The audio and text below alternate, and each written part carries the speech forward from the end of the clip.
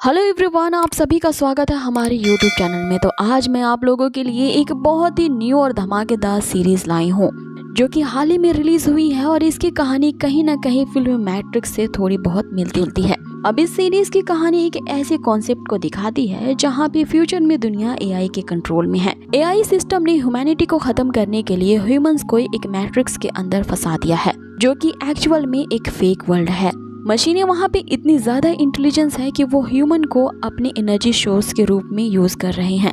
लेकिन इस कहानी का जो हमारा मेन लीड चेन है वो एक लेजेंडरी हैकर है।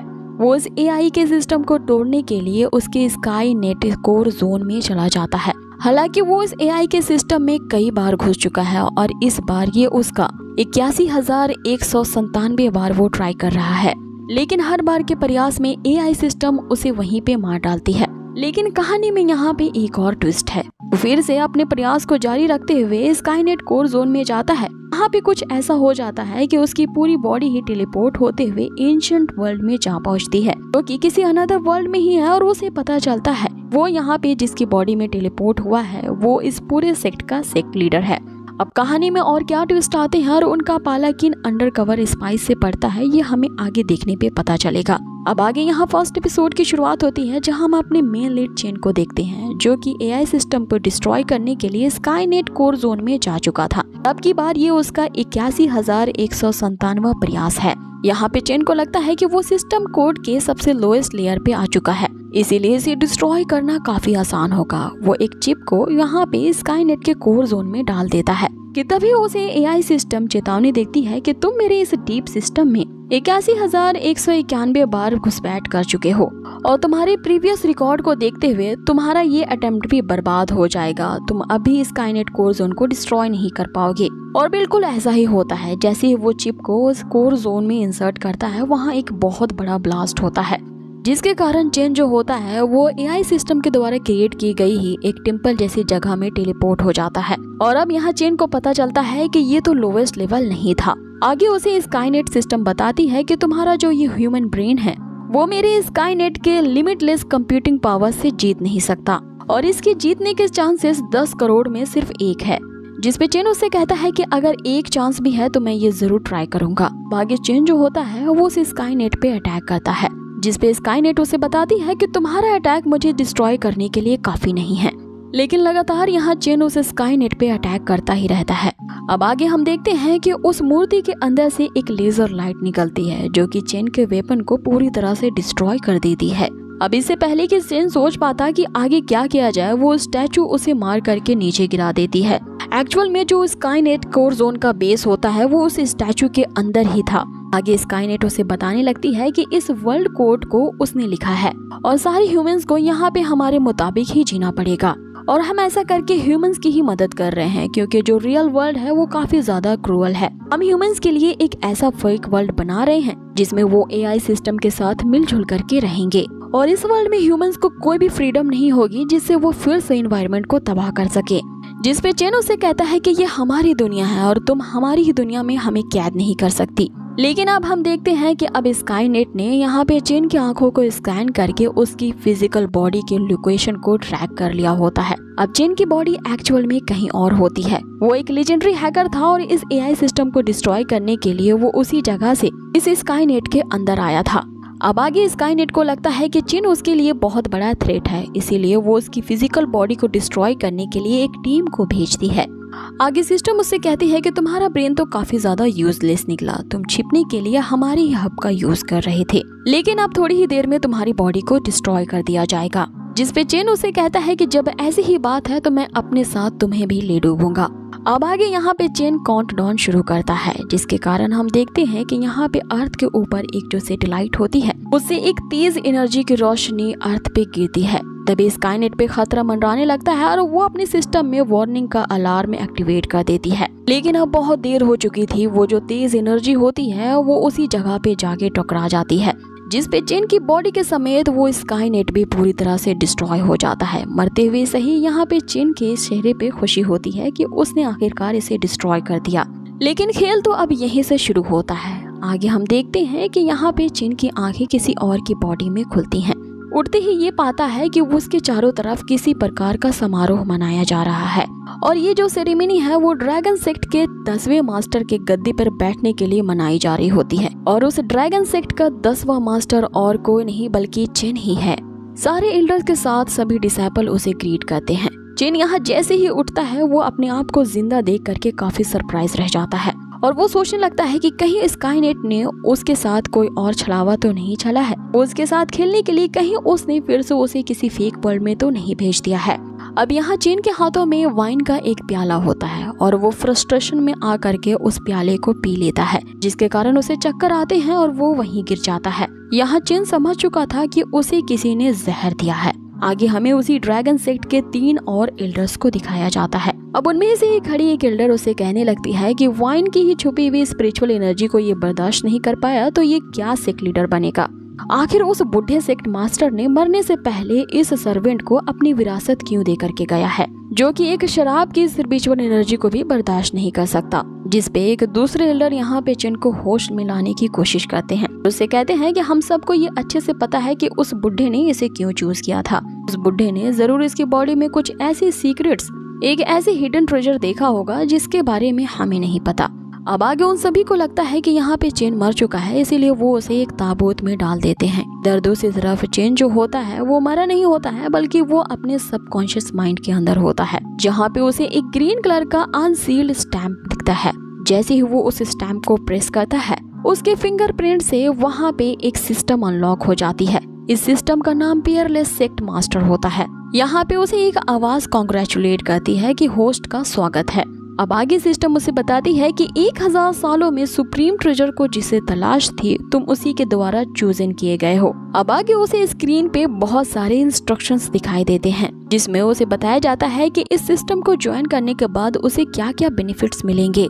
इस पियरलेस सिस्टम की वजह से उसकी जो कल्टीवेशन लेवल है इतनी जल्दी और तेजी से ग्रो होगी कि वर्ल्ड में सिर्फ उसी का नाम ही गूंजेगा। लेकिन इसके लिए होस्ट को बहुत सारे थ्रिलिंग एडवेंचर का एक्सपीरियंस करना होगा, जिसमें ढेर सारे खतरों के साथ साथ मौत की भी संभावना हो सकती है। अब आगे चेन को ये सब कुछ समझ नहीं आ रहा होता है कि ये आखिर होस्ट और किस ट्रेजर के बारे में बात कर रही है, इसीलिए वो उसे डिटेल में एक्सप्लेन करने को कहता है और उससे पूछता है कि तुम आखिर क्या क्या सर्विसेज प्रोवाइड करवा सकती हो। इस पे सिस्टम उसे बताती है कि मैं तुम्हारे दोबारा से रिबॉर्न करने में मदद कर सकती हूँ।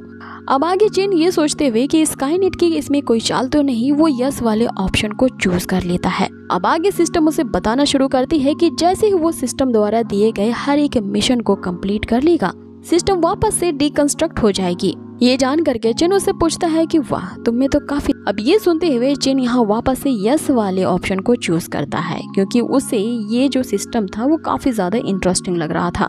आगे वो सिस्टम से पूछता है कि अभी अभी उसने ज्वाइन किया है, तो नए ज्वाइन करने वालों के लिए कौन सी गिफ्ट पैक ये सिस्टम उसे दे रही है। कि तभी सिस्टम उसे अलर्ट होने के लिए कहती है, क्योंकि होस्ट की बॉडी को कोई डिस्ट्रॉय करने के लिए आ रहा है। कि तभी हमें उसी खतरे को दिखाया जाता है। ड्रैगन सेक्ट पे किसी और सेक्ट ने हमला कर दिया था। अब उस दूसरे सेक्ट की दुश्मनी 1000 सालों से ड्रैगन सेक्ट के साथ चल रही होती है। जैसे ही ये खबर आगे तरफ फैल जाती है कि ड्रैगन सेक्ट का जो नया लीडर था वो भी मारा जा चुका है, वो तुरंत ही यहाँ पे आक्रमण कर देते हैं। अब ड्रैगन सेक्ट के 3 एल्डर्स में से एक ज़ॉमी होती है, जो कि इन्फोर्समेंट हॉल की हेड है। वो शांति से अपने ही सेक्ट को डिस्ट्रॉय होता हुआ देख कहती है कि इस सेक्ट का जो प्रोटेक्टिव एरे है वो ज्यादा देर तक नहीं टिकेगा। जिसपे वहीं खड़ा 8वें नंबर का एल्डर जो होता है, जिसका नाम लिन है, वो कहता है कि इन दूसरे सेक्ट वालों ने हमारे ड्रैगन सेक्ट से बदला लेने के लिए 1000 साल तक का वेट किया है, क्योंकि ड्रैगन सेक्ट के जो पिछले मास्टर्स थे उनके पास एक खास किस्म का सुप्रीम ट्रेजर पावर था और उसी पावर के बलबूते पे उन्होंने दूसरे सेक्ट वालों के काफी ज्यादा बुली किया और उन्हें हमेशा दबाए रखा। लेकिन उस बुढ़े के मरने से भी नहीं पता चला कि वो ट्रेजर आखिर उन्होंने कहाँ छुपाया है। अब उस सुप्रीम ट्रेजर पावर की वजह से ड्रैगन सेक्ट ने जो दूसरे सेक्ट वालों को नाराज किया था वो तो अपनी भड़ास निकालेंगे ही, लेकिन पता नहीं उस बुढ़े ने मरने से पहले उस नौसिखिए सर्वेंट को क्यों अपना नया सेक्ट लीडर इस ड्रैगन सेक्ट का चूज करके गए थे, जो तो इतना कमजोर निकला कि वाइन की स्पिरिचुअल एनर्जी से ही मारा गया। और दूसरे सेक्ट वाले हमारी इसी कमजोरी का फायदा उठा रहे हैं और हम पे आक्रमण करने के लिए पहुंच गए हैं। और हमें भी तो आज तक ये नहीं पता है कि आखिर एल्डर्स ने उस सुप्रीम ट्रेजर को कहां पे छुपाया है। अब दूसरे सेक्ट वाले जो इस सेक्ट पे हमला कर रहे होते हैं वो उसी सुप्रीम ट्रेजर के लिए कर रहे होते हैं। अब आगे हमें उसी जगह को दिखाया जाता है जहाँ पे चेन की बॉडी को रखा जाता है। वहाँ पे दो बंदे चुपके से आते हैं और उन्हें लगता है कि हो ना हो जो बुढ़ा होगा वो ट्रेजर को इसी चेन की बॉडी में छुपा के गया होगा, इसीलिए वो अब उस ट्रेजर को निकालने के लिए उसकी बॉडी में कट्स लगाने वाले थे। इधर दूसरी तरफ चेन जो सिस्टम के अंदर होता है वो उसे बताती है कि इस सिस्टम को एक्टिवेट करने के लिए तुम्हें इन 3 न्यू गिफ्ट पैक में से एक को चूज करना होगा।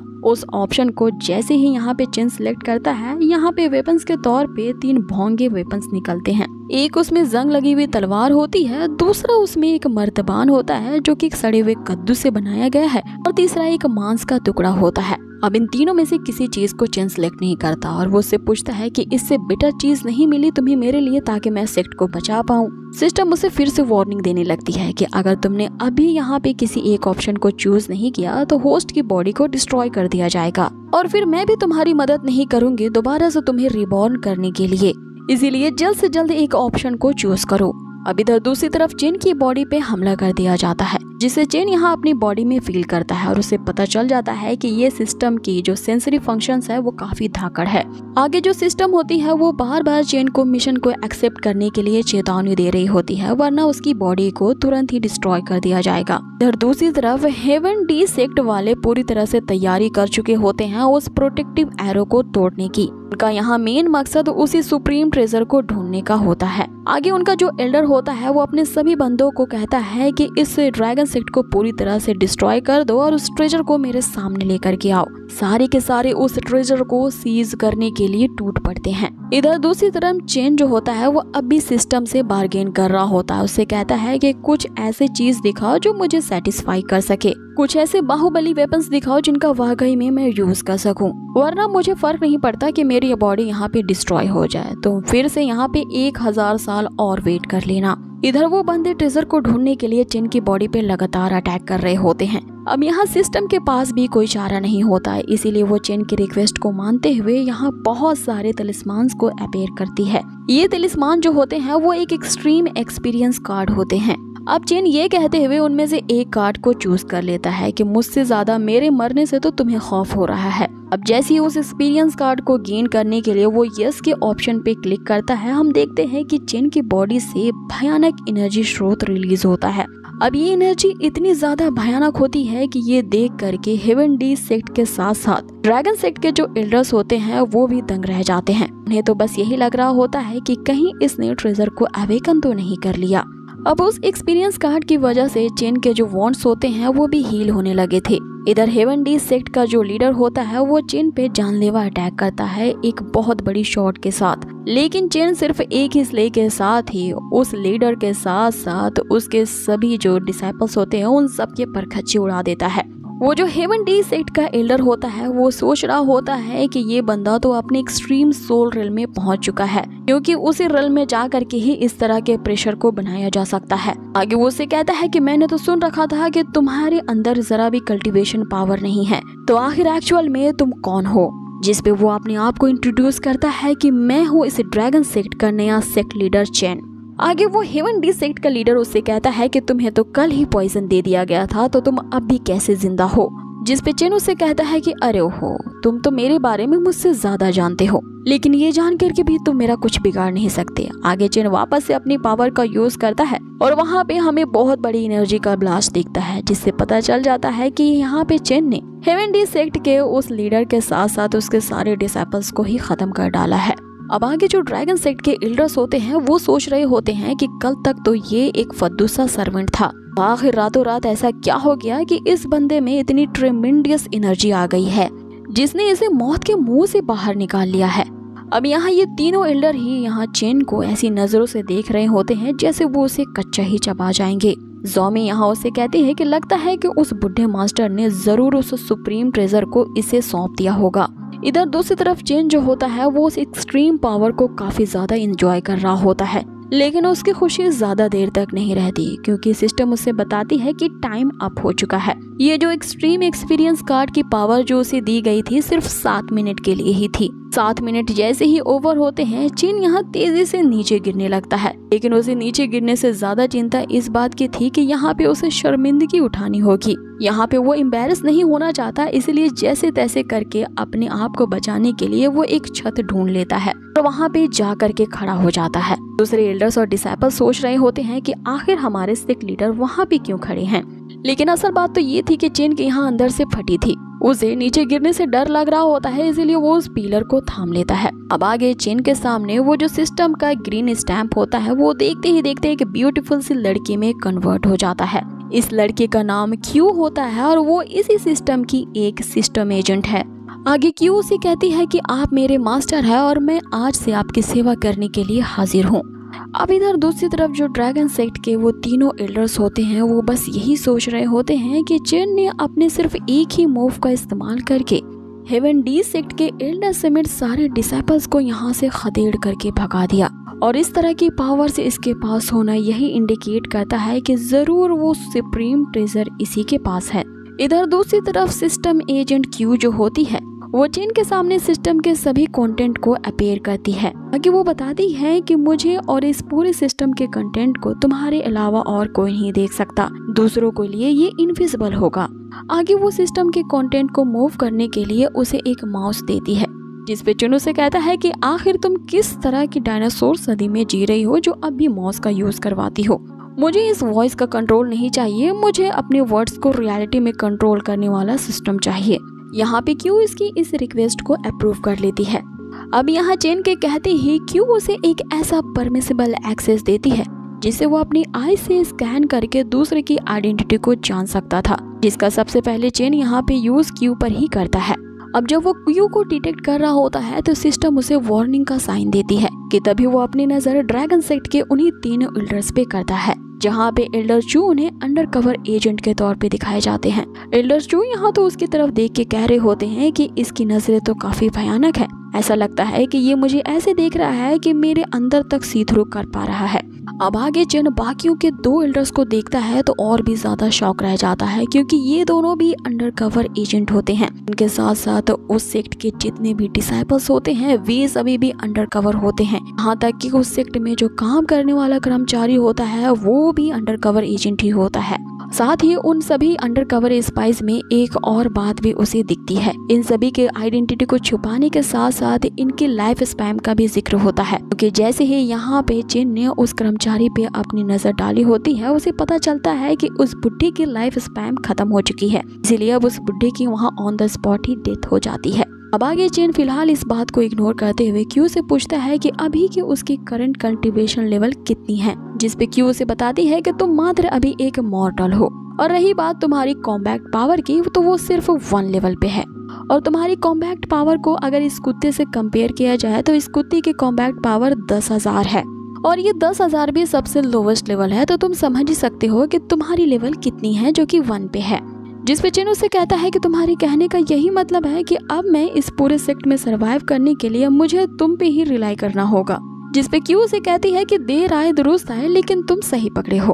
अब आगे जो वो तीनों एल्डर्स होते हैं वो हैरान रहते हैं कि आखिर हमारे इस सेक्ट के जो नए सेक्ट लीडर है वो आखिर चुपचाप वहाँ पे इतनी देर से क्यों खड़े हैं। लगता है कि ये हमसे नाराज हैं, क्योंकि अभी अभी जो इन्होंने फाइट की थी उस हेवन डी सेक्ट से, इस फाइट में हमने इनका साथ नहीं दिया। इसलिए एल्डर चू जो होता है वो यहाँ पे चिन से माफी मांगने लगता है कि ये कहते हुए कि वो जो हेवनली डी सेक्ट थे वो अचानक से आ गए थे और आपके भी सडनली बेहोश हो जाने के कारण हम सभी लीडरलेस हो चुके थे।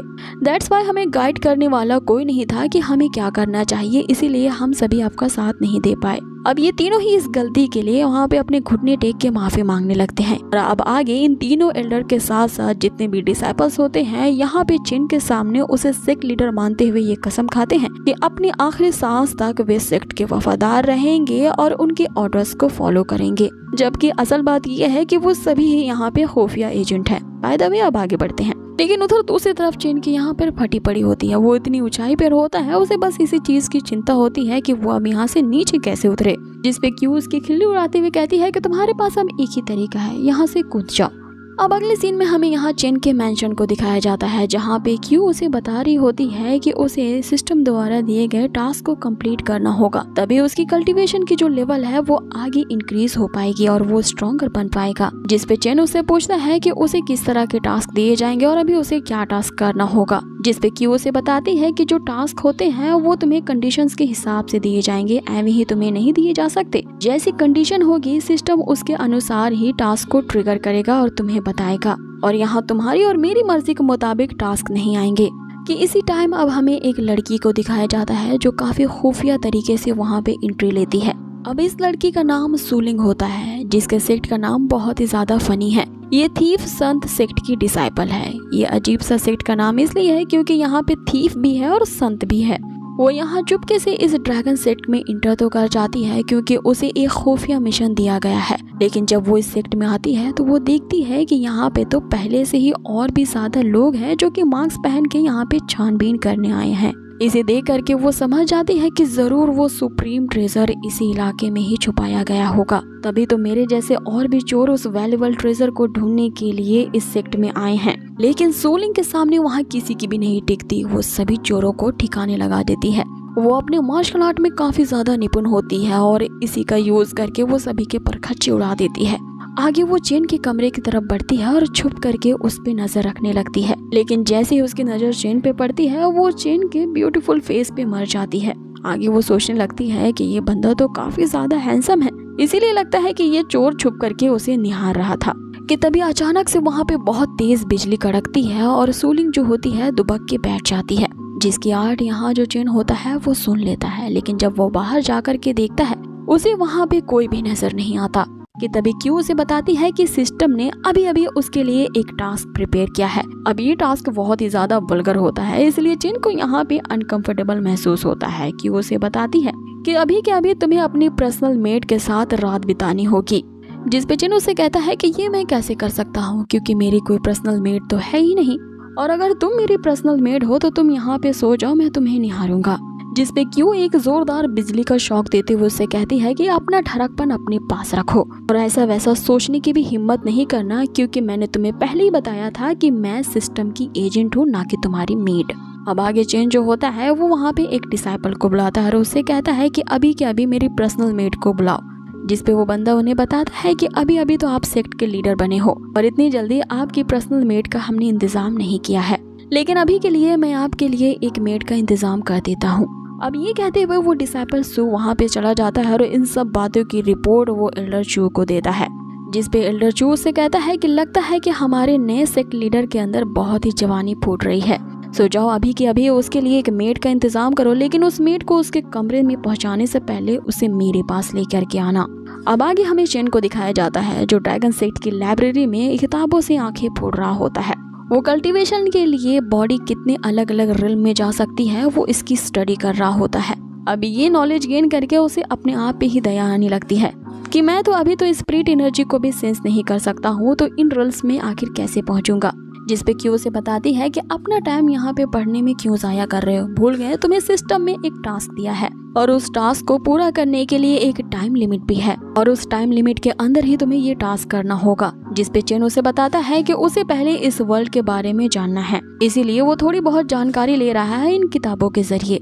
इस तरह के टास्क तो वो बाद में भी कर सकता है। जिस पे क्यू से बताती है कि इस मैंडेटरी टास्क को कंप्लीट करने के लिए अब तुम्हारे पास सिर्फ 10 मिनट ही बचे हैं। अब यहाँ पे चेन के लिए वार्निंग का साइन बजने लगता है कि तभी हम देखते हैं कि उसी लाइब्रेरी में ही उस बिजली के अचानक कड़कती आवाज से बचने के लिए यहाँ पे जो सूलिंग होती है वो दुबक के छुपी हुई होती है। कि तभी उसे चेन ढूंढ लेता है और उससे पूछता है कि आखिर तुम कौन हो। जिस पे सूलिंग के मुंह से यहाँ निकलने ही वाला होता है कि वो यहाँ पे चोरी करने के इरादे से आई है, लेकिन वो फिर झट से संभलते हुए बताती है कि वो यहाँ पे नहीं है। और यहाँ पे चेन को ये गलतफहमी हो जाती है कि ये नहीं है, मतलब कि हो सकता है ये उसी की नई मेड होगी। आगे वो उसे उठाता है और टास्क को कंप्लीट करने के लिए सीधा सूलिंग को बेड पे पटक देता है। इधर डर के मारे सूलिंग की हालत खराब हो रही होती है और वो उसे अपने करीब आने से रोकती है कि तुम मेरे सिर्फ एक मामूली से मेड हो, तो ऐसा वैसा सोचने की भी हिम्मत मत करना। आगे वो उसे बताता है कि वो इस ड्रैगन सेक्ट का सेक्ट लीडर है और आज की रात तुम्हें मेरे साथ गुजारनी होगी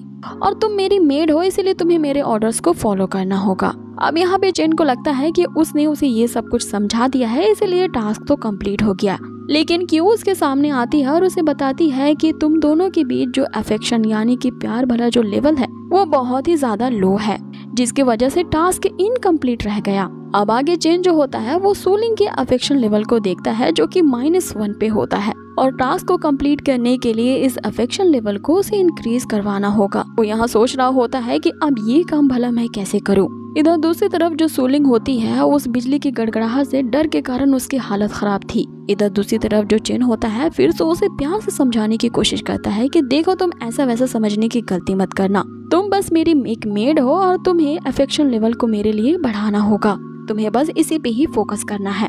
अब ये सुनकर के सोलिंग तो और भी ज्यादा डर जाती है और उसकी अफेक्शन लेवल जो होती है वो -10 पे पहुंच जाती है। अब ये देख करके चेन जो होता है फिर से उसे धमकाने लगता है और उस पे अपना जोर आजमाने लगता है, जिससे सोलिंग की अफेक्शन लेवल यहाँ पे और भी ज्यादा घट करके -50 तक पहुंच जाती है। लेकिन वो इतनी ज्यादा उसे थंडर स्टॉर्म से घबरा रही होती है कि अपने पेरेंट्स को याद करने लगती है, जिसे देख करके चेन समझ जाता है कि यहाँ सोलिंग उससे नहीं बल्कि इस थंडर स्टॉर्म से डर रही है। और अब टास्क को कंप्लीट करने के लिए सिर्फ 5 सेकंड का ही टाइम बचा रह जाता है। इसीलिए जो चेन जो होता है वो उन सबको चुप रहने को कहता है, क्योंकि इधर लगातार सोलिंग जो होती है वो चिल्ला रही होती है, दूसरी तरफ जो क्यू होती है वो लगातार उस पे टास्क को कंप्लीट करने के लिए प्रेशर बना रही होती है। अब आगे चेन जो होता है वो सिस्टम से उसी एक एक्सट्रीम कार्ड का यूज करता है, जिसमें से एक हेवनली पावर आसमान में रिलीज होती है। और ये हेवनली पावर इतनी ज्यादा भीषण होती है, देखते ही देखते वो जो इतना खराब सा मौसम बन रहा होता है वो तुरंत ही ठीक हो जाता है। वहाँ फुल मून नजर आ जाता है, मौसम बिल्कुल साफ हो जाता है और जो थंडर स्टॉर्म होता है वो बिल्कुल भी रुक जाता है। अब ये देख करके कि सोलिंग के लिए ही इस बंदे ने थंडर स्टॉर्म को रोक दिया है, उसके दिल में थोड़ी थोड़ी प्यार की भावना पनपने लगती है, जिसके कारण उसकी अफेक्शन लेवल +1 पे पहुंच जाती है। और फाइनली अब 1 सेकंड बचा रह गया था और इससे पहले ही यहाँ पे उसके अफेक्शन लेवल को +1 तक पहुंचा करके ही चेन ने इस टास्क को कंप्लीट कर लिया होता है। आगे जो क्यू होती है वो चेन से पूछ रही होती है कि अभी अभी तुम बहुत डर गए थे ना, और जैसा कि मैंने तुम्हें बताया कि अगर तुम वक्त रहते टास्क को अगर नहीं पूरा करोगे तो तुम मर भी सकते हो। सो अच्छा हुआ तुमने टाइम पे ही इस टास्क को कंप्लीट कर लिया। जिस पे चेन उससे कहता है कि किसने कहा तुमसे कि मैं डर गया, मैं तो बहुत ही पावरफुल हूँ। अब यहाँ पे चेन तो क्यू से बात कर रहा होता है, लेकिन सोलिंग को लगता है कि चेन उसी से ही बात कर रहा है, इसीलिए वो और भी ज्यादा उसे प्यार से देख रही होती है, जिसके कारण जो उसका अफेक्शन लेवल होता है वो +50 तक पहुंच जाता है। अब उसकी अफेक्शन लेवल जैसे ही 50+ पे पहुंचती है, यहाँ पे टास्क कंप्लीट होता है और क्यों यहाँ पे अनाउंस करती है कि अब होस्ट को कल्टीवेशन रिवॉर्ड मिलने वाला है, जिसके कारण होस्ट जो होता है बॉडी टेम्परिंग रिल्म के पीक पॉइंट पे पहुंच चुका है। अब इस बॉडी टेम्परिंग रिल्म में पहुंचने के कारण जो चेन होता है उसकी स्पिरिट एनर्जी वापस आ जाती है। कि तभी हम यहाँ सोलिंग को देखते हैं। अब उसकी अफेक्शन लेवल जब 50 तक पहुंच चुकी थी तो इतना लेवल काफी होता है यहाँ चेन से उसे प्यार करने के लिए। वो यहाँ सोच रही होती है कि ये सेक्ट लीडर तो काफी ज्यादा हैंडसम है, सिर्फ बॉडी टेम्परिंग पे पहुंचने से ही इसकी जो स्पिरिट पावर है वो इतनी ज्यादा हो गई है। आगे जो चेन होता है वो अपनी स्पिरिट पावर को एंजॉय कर रहा होता है और सोचता है कि ये सिस्टम तो उतनी भी ज्यादा फुद्दू नहीं है, कम से कम उसने कुछ ऐसा इम्प्रेसिव रिवॉर्ड तो मुझे दिया है जिसके कारण मैं इतनी ज्यादा एनर्जी फील कर रहा हूँ अपनी बॉडी में। जिस पे क्यों उसे बताती है कि इतनी जल्दी तुम्हें खुश होने की जरूरत नहीं है, अभी अभी जो रिवॉर्ड तुम्हें मिला है इसने सिर्फ तुम्हें मॉर्टल बॉडी से इमॉर्टल फिजिक की तरफ बस एक लेवल ही अप किया है, जिसके कारण तुम्हारी फिजिकल स्ट्रेंथ अब 50,000 पॉइंट तक पहुंच चुकी है और वो उस कुत्ते से बस 5 गुना ही ज्यादा है। सो इस बात को याद रखना कि मिशन को कंप्लीट करते ही जो तुम्हें रिवॉर्ड्स दिए जाएंगे वो सिर्फ सिस्टम ही हैंडल करेगा और इसमें मेरा कोई हाथ नहीं होगा, मैं सिर्फ उस सिस्टम की एक एजेंट हूँ जो तुम्हें इंफॉर्मेशन देगी। जिसमें चेन उससे कहता है कि जब ये सारा किया कराया सिस्टम का था तो फिर तुम अपने आप को भागड़ बिल्ली क्यों समझती हो। ये सुन करके क्यों उसे कहने लगती है कि अपनी जबान को ना लगाम दो, तुम ज्यादा लाइन क्रॉस करने की कोशिश मत करना। कि तभी वहाँ पे एक सर्वेंट आता है जो चेन को बताता है कि आपके लिए पर्सनल मेट्स का इंतजाम कर दिया गया है, इनमें से आपको एक को सिलेक्ट करना होगा। अब आगे जो डिसाइपल साओ होता है वो उन सभी मेट्स को यहाँ पे सेक्ट लीडर चेन को ग्रीट करने के लिए कहता है और वो मेट्स तो काफी अजीब होती हैं, बहुत ही अजीब तरह की क्रीपी स्माइल्स देती हैं और यहाँ पे अपने आप को इंट्रोड्यूस करने के लिए वो अजीब सा कठपुतली का डांस करती हैं। आगे वो ऐसा डांस करने के साथ साथ बहुत ही बेसुरी आवाज में एक फनी सा गीत गाती हैं अब यहाँ चिन ने अपने सिस्टम का यूज करके ये पता लगा लिया होता है कि ये जो सारी मेट्स हैं इनका किसी ने पहले ही ब्रेन वॉश कर दिया है, और अगर वो इनमें से एक को भी सिलेक्ट कर लेगा तो सिस्टम उसके लिए वार्निंग का साइन दिखाती है। इधर क्यों ये सोच रही होती है कि इस बंदे ने तो एक ही रात में यहाँ 4 मेट को हाजिर किया है, तो रातों रात इस बंदे ने इन सभी को कहाँ से ढूंढ के लाया है। आगे डिसाइपल शाओ जो होता है वो यहाँ चिन को बताता है कि वो इन सभी ब्यूटीफुल वुमेन्स को काफी दूर दूर से ढूंढ के लाया है जो आपकी सेवा में हाजिर हैं। अभी वो ये सब बातें इतनी चापलूसी भरे अंदाज में कह रहा होता है कि मानो यहाँ पे चिन के एक बार कहती ही वो उसके लिए जान दे देगा, लेकिन चिन उसको भी स्कैन करके देखता है तो उसे पता चलता है कि चिन के लिए जो उसका अफेक्शन लेवल है वो भी माइनस में है, जिस पे चिन यहाँ समझ जाता है कि ये जो डिसाइपल शाओ है ये तो पूरी तरह से ऊपरी दिखावा कर रहा है, अंदर तो इसके लिए मेरे प्रति पूरा घोर घृणा ही भरी हुई है। अब फिर भी उसके काम के लिए यहाँ पे चिन उसे वेल डन कहता है और उसे रिवॉर्ड के तौर पे। अब यहाँ शाओ तो बहुत ज्यादा खुश हो जाता है, उसे लगता है कि बहुत बड़ा रिवॉर्ड उसे मिलने वाला है, लेकिन तभी हम देखते हैं कि यहाँ चिन ने अपने सिस्टम की पावर का यूज करके टाइम को रोक दिया होता है और फिर वहाँ पे एक थंडर स्टॉर्म वाली पोर्टल ओपन होती है जिससे एक मॉन्स्टर हैंड बाहर निकलता है और वो मॉन्स्टर हैंड यहाँ शाओ की बॉडी के अंदर जा करके उसके शोल्डर बोन को ही बाहर निकाल लेता है। अब आगे जब टाइम फिर से चालू हो जाता है तो यहाँ जो चिन रहता है उसी बोन को शाओ के हाथों में रख देता है। अब शाओ ये देख करके तो हैरान रह जाता है कि उसके हाथ में आखिर ये हड्डी किसकी है, लेकिन जब उसका कंधा सरकता है तब उसे एहसास होता है कि ये तो उसी की ही शोल्डर की हड्डी है जो कि मसल से खींच करके यहाँ पे चिन ने निकाल के उसी के हाथों में ही रखती है। अब उसे इतना ज्यादा पेन होता है कि वो दर्द के मारे वहीं पे गला फाड़ने लगता है। अब ये सब कुछ इधर दूर से सूलिंग भी देख रही होती है और ये देख करके वो हैरान रह जाती है कि अभी अभी चिन ने जिस टेक्निक का यूज किया है वो तो उन्हीं की ही फैमिली की सीक्रेट टेक्निक है और उनकी फैमिली का ये जो सीक्रेट टेक्निक है सिर्फ और सिर्फ थीप सेंट सेक्ट के ही डिसाइपल्स कर सकते हैं। वो यहाँ सोचने लगती है कि आखिर उनकी फैमिली के इस सीक्रेट टेक्निक का इस चिन को कैसे पता है, और इस तरह की टेक्निक को तो सिर्फ वही परफॉर्म करते हैं जो कि हाईएस्ट लेवल पे होते हैं और यहाँ पे highest level spatial dominion realm होता है। अब आगे वो जो शाओ होता है वो चिन से कह रहा होता है कि मास्टर आखिर मैंने क्या गलती की जिसके लिए आपने मुझे इतनी बड़ी सजा दी। अब आगे चिन उसी के ही जख्म पे हाथ रखते हुए उसे कहता है कि अगली बार अपने मास्टर को जाकर के बता देना कि मुझे सेट करने के लिए इन कठपुतलियों वाली लड़की की चाल तो बिल्कुल भी नहीं चलेगी। अब आगे वो जो शाओ होता है इन सब की रिपोर्ट वो एल्डर चू को देता है। इधर एल्डर चू का तो ये सोच के दिमाग खराब होता है कि आखिर इतने अच्छे उसके प्लान को इसने कैसे इतनी जल्दी स्पॉट कर लिया। उसने तो अपनी ग्रेट सोल सर्वियंस टेक्निक का यूज करके इन लड़कियों को क्रिएट किया था जो कि दिन रात उसकी मेड बनकर रहेंगी और उसकी हर एक कदम पे नजर रखेंगी। तो आखिरकार उसने किस टेक्निक का यूज किया है कि मेरी इस इतनी शातिर चाल को इतनी आसानी से जान गया।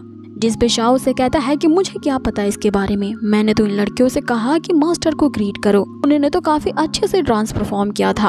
अब यहाँ पे डांस का नाम सुनते ही वो जो सभी मेट्स होती हैं फिर से वही अजीब सा अटपटा डांस वहाँ पे शो करने लगती हैं, जिस पे एल्डर चू उन सभी को चिल्लाते हुए फ्रीज कर देते हैं कि तभी वहाँ पे एंट्री लेती है एल्डर ज़ॉमी और उनसे कहने लगती है कि 8 एल्डर की सारी प्लानिंग तो धरी की धरी रह गई।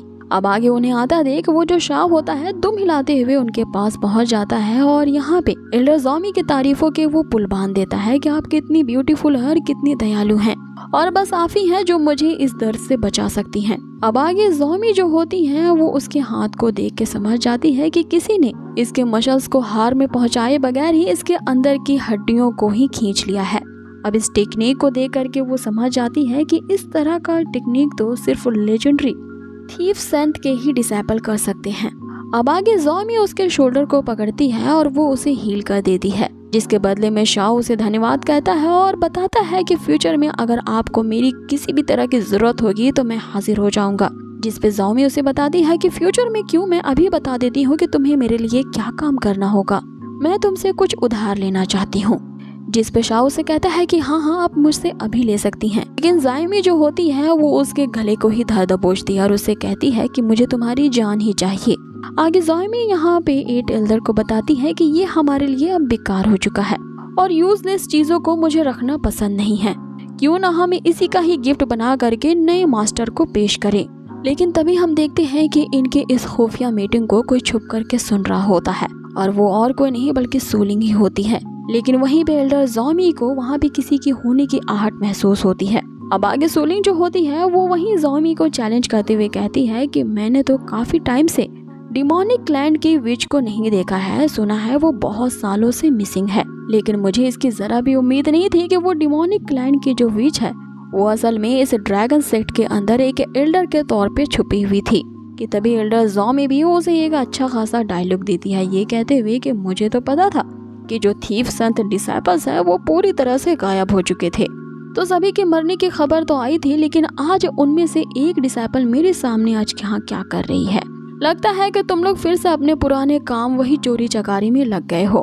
जिस पे सूलिंग उससे कहती है कि किसने कहा कि मैं यहाँ चोरी करने आई हूँ, मैं तो बस यहाँ से गुजर रही थी, और तुम्हारी हिम्मत कैसे हुई कि मेरे ग्रैंडफादर के सेक्ट के बारे में ऐसा कुछ बोलने की। अब इतना कहते हुए जो सूलिंग होती है उस पे अटैक कर देती है। लेकिन यहाँ पे ज़ॉमी जो होती है वो भी कुछ कम नहीं होते हैं, उसके पास एक स्कॉर्पियन किंग की चाबुक होती है। जब उसी चाबुक का यूज करके वो सूलिंग पे अटैक करती है, लेकिन सूलिंग तो इस अटैक को डॉज कर लेती है। वो अटैक एल्डर चू के मैंशन पे गिरता है, जिससे उनका पूरा मैंशन ही डिस्ट्रॉय हो जाता है। एल्डर चू इस तबाही को देख करके उन दोनों लड़कियों से कहने लगती हैं कि और कोई जगह नहीं मिली तुम्हें इस तरह की तबाही मचाने की, जाओ और कहीं और जा करके फाइट करो। अब आगे सूलिंग जो होती है वो ज़ॉमी से कहती है कि तुम्हारी टेक्निक तो काफी ज्यादा बेकार है, इस टेक्निक से तो मेरी बॉडी का एक बाल भी बाका नहीं हुआ। आगे वो उसकी हेयर पिन को लेते हुए उसे चिढ़ाने लगती है कि तुम्हारी हेयर पिन काफी ज्यादा अच्छी है, क्यों ना मैं इसे अपने लिए ही रख लूं। लेकिन वो जो हेयर पिन होता है वो पॉइजनस होता है, जिसके कारण वहाँ पे जो सूलिंग होती है वो बेहोश होकर के नीचे गिर जाती है। जिस पे ज़ॉमी उसे कहती है कि लगता है कि तुम्हारे ग्रैंडफादर ने हमारे डिमोनिक क्लैन के बारे में तुम्हें अच्छी खासी इन्फॉर्मेशन नहीं दी थी। तुम्हें तो ये पता ही होना चाहिए कि हम जैसे डिमोनिक विच की पूरी बॉडी ही वेपन होती है। हमारी बॉडी का कोई हिस्सा या कोई भी अंग ऐसा नहीं होता जो कि वेपन ना बनाया गया हो। अब आगे ज़ॉमी उसके सामने आती है और उससे पूछती है कि अब साफ साफ बताओ तुम्हारा असली मास्टर कौन है। जिस पे सूलिंग उससे कहती है कि मेरा मास्टर और कोई नहीं बल्कि चेन है, और जब तुमने मेरे साथ ये जो किया है वो उन्हें पता चलेगा तब तुम्हारी तो खैर नहीं, क्योंकि मैं अपने मास्टर की पर्सनल मेड हूँ। अब ये सुनकर ज़ॉमी हैरान रह जाती है कि आखिर एक थीफ संत की डिसाइपल यहाँ पे सेक्ट लीडर की पर्सनल मेड कैसे हो सकती है। अब आगे उसके दिमाग में एक खिचड़ी पकती है कि क्यों ना यहाँ पे सूलिंग का इस्तेमाल करके नए सेक्ट लीडर को अच्छा सबक सिखाया जाए, और क्यों ना उनके लिए एक वेलकम गिफ्ट प्रिपेयर किया जाए। अब इधर सीन चेंज होता है और हम चेन को देखते हैं, जिसे उसके सिस्टम ने अभी अभी उसके लिए एक नया मिशन लॉन्च किया होता है, और वो मिशन होता है कि उसे ज़ॉमी के सीक्रेट्स को रिवील करना होगा। अब ये सुन करके चेन हैरान रह जाता है कि पहला मिशन ये था कि मुझे अपनी मेड के साथ रात गुजारनी है, दूसरा मिशन ये है कि मुझे किसी के सीक्रेट्स को जानना है। तो आखिर ये सिस्टम मुझसे करवाना क्या चाहती है, किस तरह के उटपटांग मिशन मुझे वो असाइन कर रही है, क्योंकि ये सब करना मुझे रिलेटेबल नहीं लगता। जिस पे क्यू से बताती है कि लगता है कि सिस्टम द्वारा दिए गए मिशन से तुम ज्यादा खुश नहीं हो, तो चलो मैं तुम्हारी सहूलियत के लिए तुम्हें और 3 मिशंस बताती हूँ, तुम चाहो तो इनमें से एक को चूज कर सकते हो। अब आगे उन तीनों में से वो पहला मिशन बताती है कि उसे अर्थ को सेव करना होगा, और दूसरा मिशन और भी ज्यादा हार्ड होता है कि उसे पूरे वर्ल्ड को यूनिटी में जोड़ना होगा, यानी कि पूरे वर्ल्ड में सभी लोगों के बीच एकता की भावना को पैदा करना होगा। और तीसरा मिशन ये है कि उसे बच्चे पैदा करने होंगे, और वो भी एक आदमी से शादी करके। अब ये तीनों भयानक और अजीब से मिशन सुन करके यहाँ पे जो चेन होता है उसे तो पहले वाला ही मिशन सही लगता है, लेकिन बाद में वो यही सोचता है कि चाहे दुनिया का कोई भी मिशन हो, सबसे ज्यादा टफ मिशन तो इसी को माना जाएगा कि किसी औरत के मन की बात कैसे जाने। इसीलिए वो पहले वाले टास्क को ही हाँ कह देता है। आगे वो क्यू से पूछने लगता है कि आखिर किसके सीक्रेट्स को मुझे जानना है, और ये ज़ॉमी कौन है। अब यहाँ फनी बात ये होती है कि यहाँ पे चेन को जिसके दिल के गहरे राज के बारे में जानना है वो ही ज़ॉमी होती है, और उसे यहाँ ज़ॉमी के बारे में ही पता नहीं होता है कि तभी यहाँ पे सीन कट होता है और हमें कुछ लोगों को दिखाया जाता है जो कि एक इमॉर्टल के मकबरे को लूटने के लिए आए थे। अब इस ग्रेव के ऊपर तो किसी का नाम नहीं होता है, लेकिन वो एक बहुत ही पुराना ओल्ड इमॉर्टल होता है, और उन मकबरों के अंदर इमॉर्टल्स बोन्स की ही चोरी करने के लिए वो बंदे आए थे जो कि 1000 साल पुराने थे। लेकिन जैसे ही वो उस ताबूत को खोलते हैं उसके अंदर उन्हें एक बहुत ही ब्यूटीफुल सी लाश दिखती है, साथ ही उसके आसपास बहुत सारे गहने और जेवर रखे गए थे। इन दोनों चोरों को तो यही लगता है कि उनकी तो जैकपॉट लग गई है, वो उस कब्र के अंदर के सारे खजानों को लूटने लगते हैं, लेकिन उनमें से एक आदमी से रहा नहीं जाता। वो उस मरी हुई लड़की की तरफ अट्रैक्ट होते ही वो उसके चेहरे को छू बैठता है और उसके साथ गलत हरकत करने की सोचता है, लेकिन वो लाश काफी डरावने तरीके से जाग जाती है और उसी चोर को ही पॉसेस कर लेती है। आगे वो उसकी बॉडी को उसी ताबूत के अंदर खींच लेती है, जिससे उस दूसरे चोर को लग रहा होता है कि उसका साथी इतना ज्यादा डिस्परेट था इस लाश को देख करके कि वो मरी हुई लड़की के लाश से अपनी इच्छाएं पूरी कर रहा है।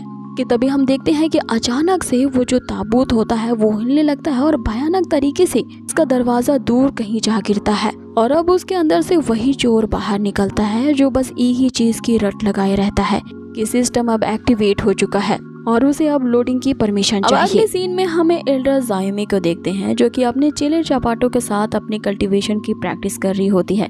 हालांकि वो उन सभी को तो हरा देती है, लेकिन उसे इस बात की फिक्र थी कि जब से उसने डिमोनिक रिल्म को छोड़ा है तब से ही वो अपनी कल्टीवेशन के एक ही लेवल पे स्टक हो चुकी है और उस बॉटलनेक की कंडीशन में फंसने के कारण वो नेक्स्ट लेवल पे ब्रेक थ्रू नहीं कर पा रही है। कि तभी उसके एक डिसाइपल आकर के उसे इन्फॉर्म करती है कि सेक मास्टर चेन जो है वो इन्फॉर्मेंस हॉल की तरफ इधर ही आ रहे हैं, जिस पे ज़ॉमी उसे कहती है कि अभी तो उसकी मेट को पकड़े हुए सिर्फ 2 ही घंटे हुए हैं और इतनी जल्दी ये खबर सेक्ट मास्टर को लग गई तो लगता है कि कोई न कोई यहाँ पे स्पाई जरूर है जो कि मेरी खबरें उन्हें बता रहा है। जिस पे उसकी जो शिष्या होती है अपनी लॉयल्टी का सबूत देने लगती है। वो अपनी कलाई काटते हुए कहती है कि हम आप ही के साथ बचपन से रहे हैं और आपको कभी धोखा देने के बारे में सोच भी नहीं सकते, इसलिए मास्टर हमारी वफादारी पे शक मत करिए।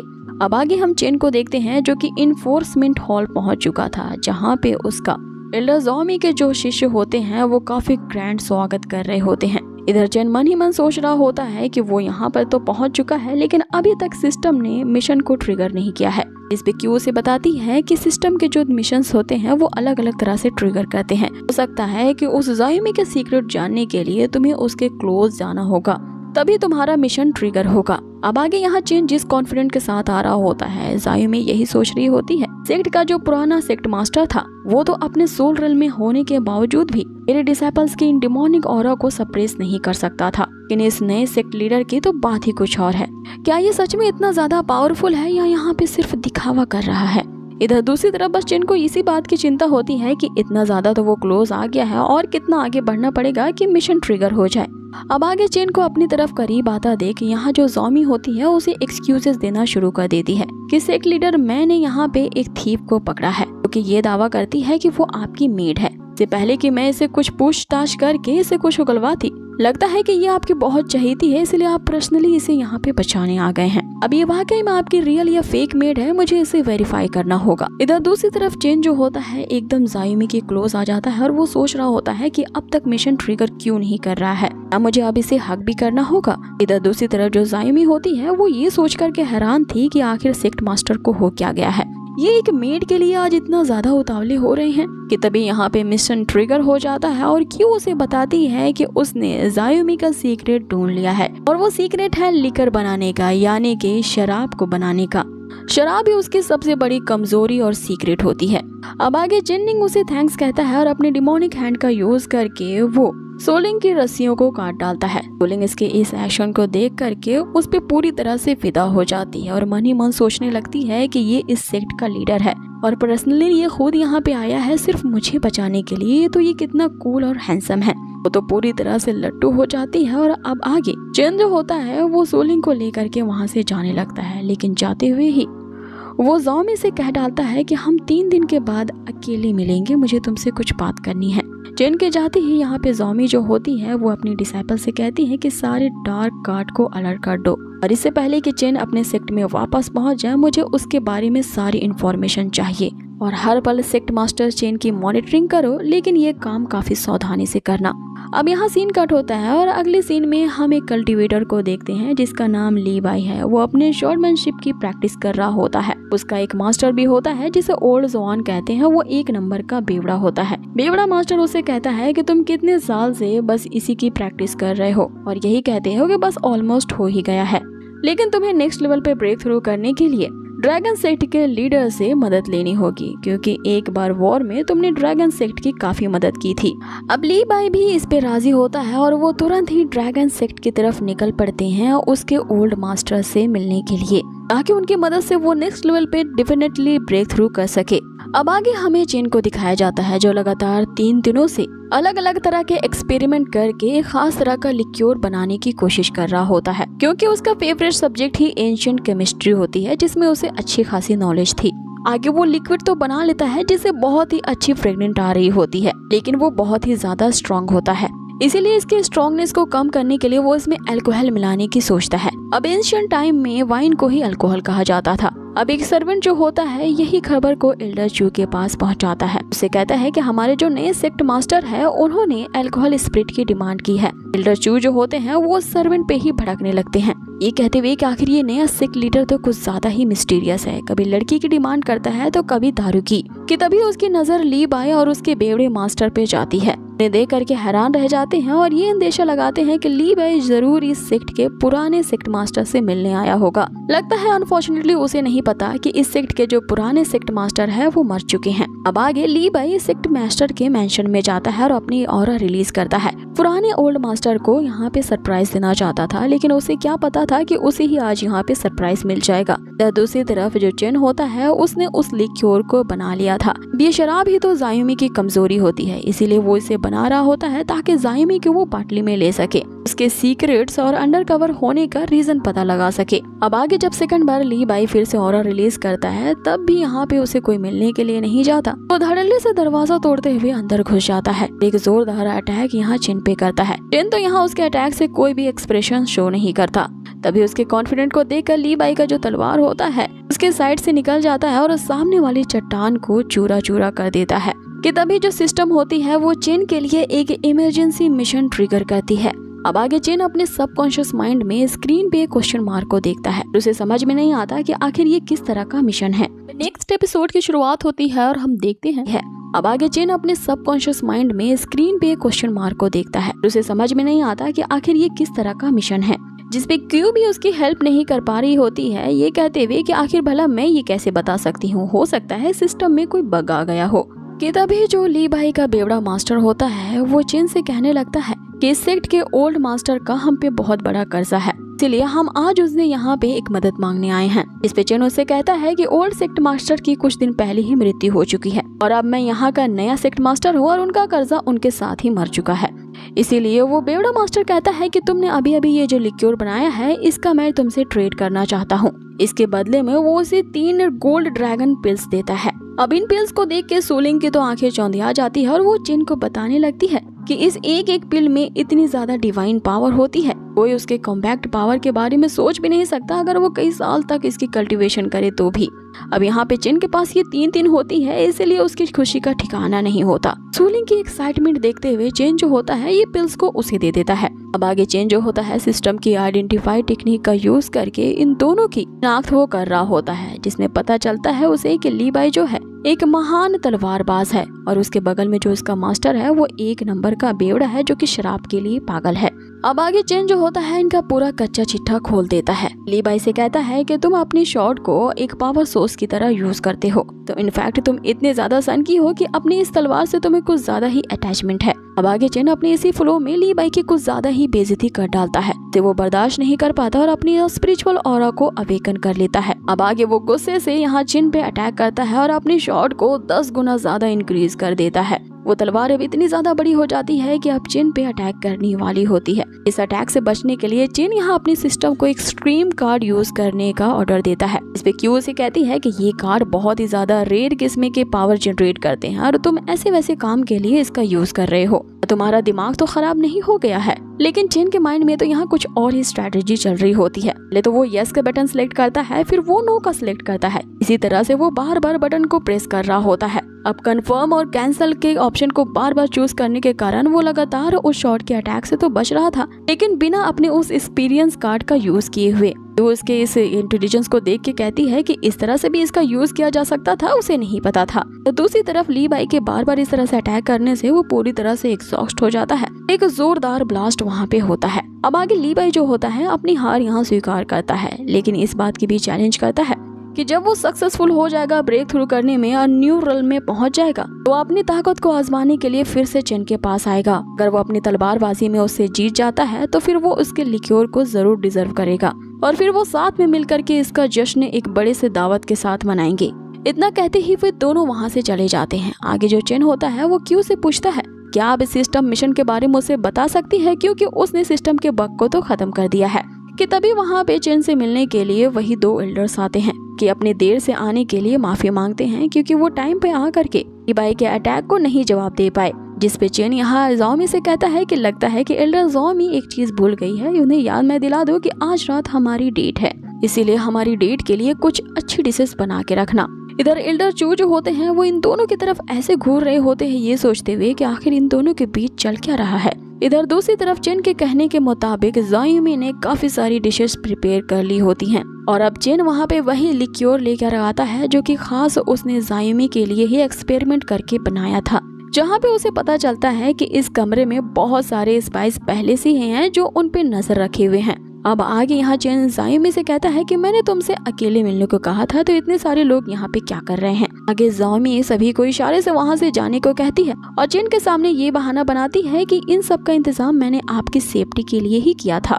आगे चेन ने जो वाइन लाई होती है वो ज़ॉमी को दे देता है, लेकिन ज़ॉमी उसे पीने से पहले कई बार सोचती है। उसे लगता है नहीं, इसमें सेक्ट मास्टर ने मेरे लिए पॉइजन तो नहीं डाला है, या हो सकता है कि मेरे गहरे राज जानने के लिए उन्होंने कुछ ऐसा इसमें मिलाया हो जिससे मैं सिर्फ सच ही बोलूं।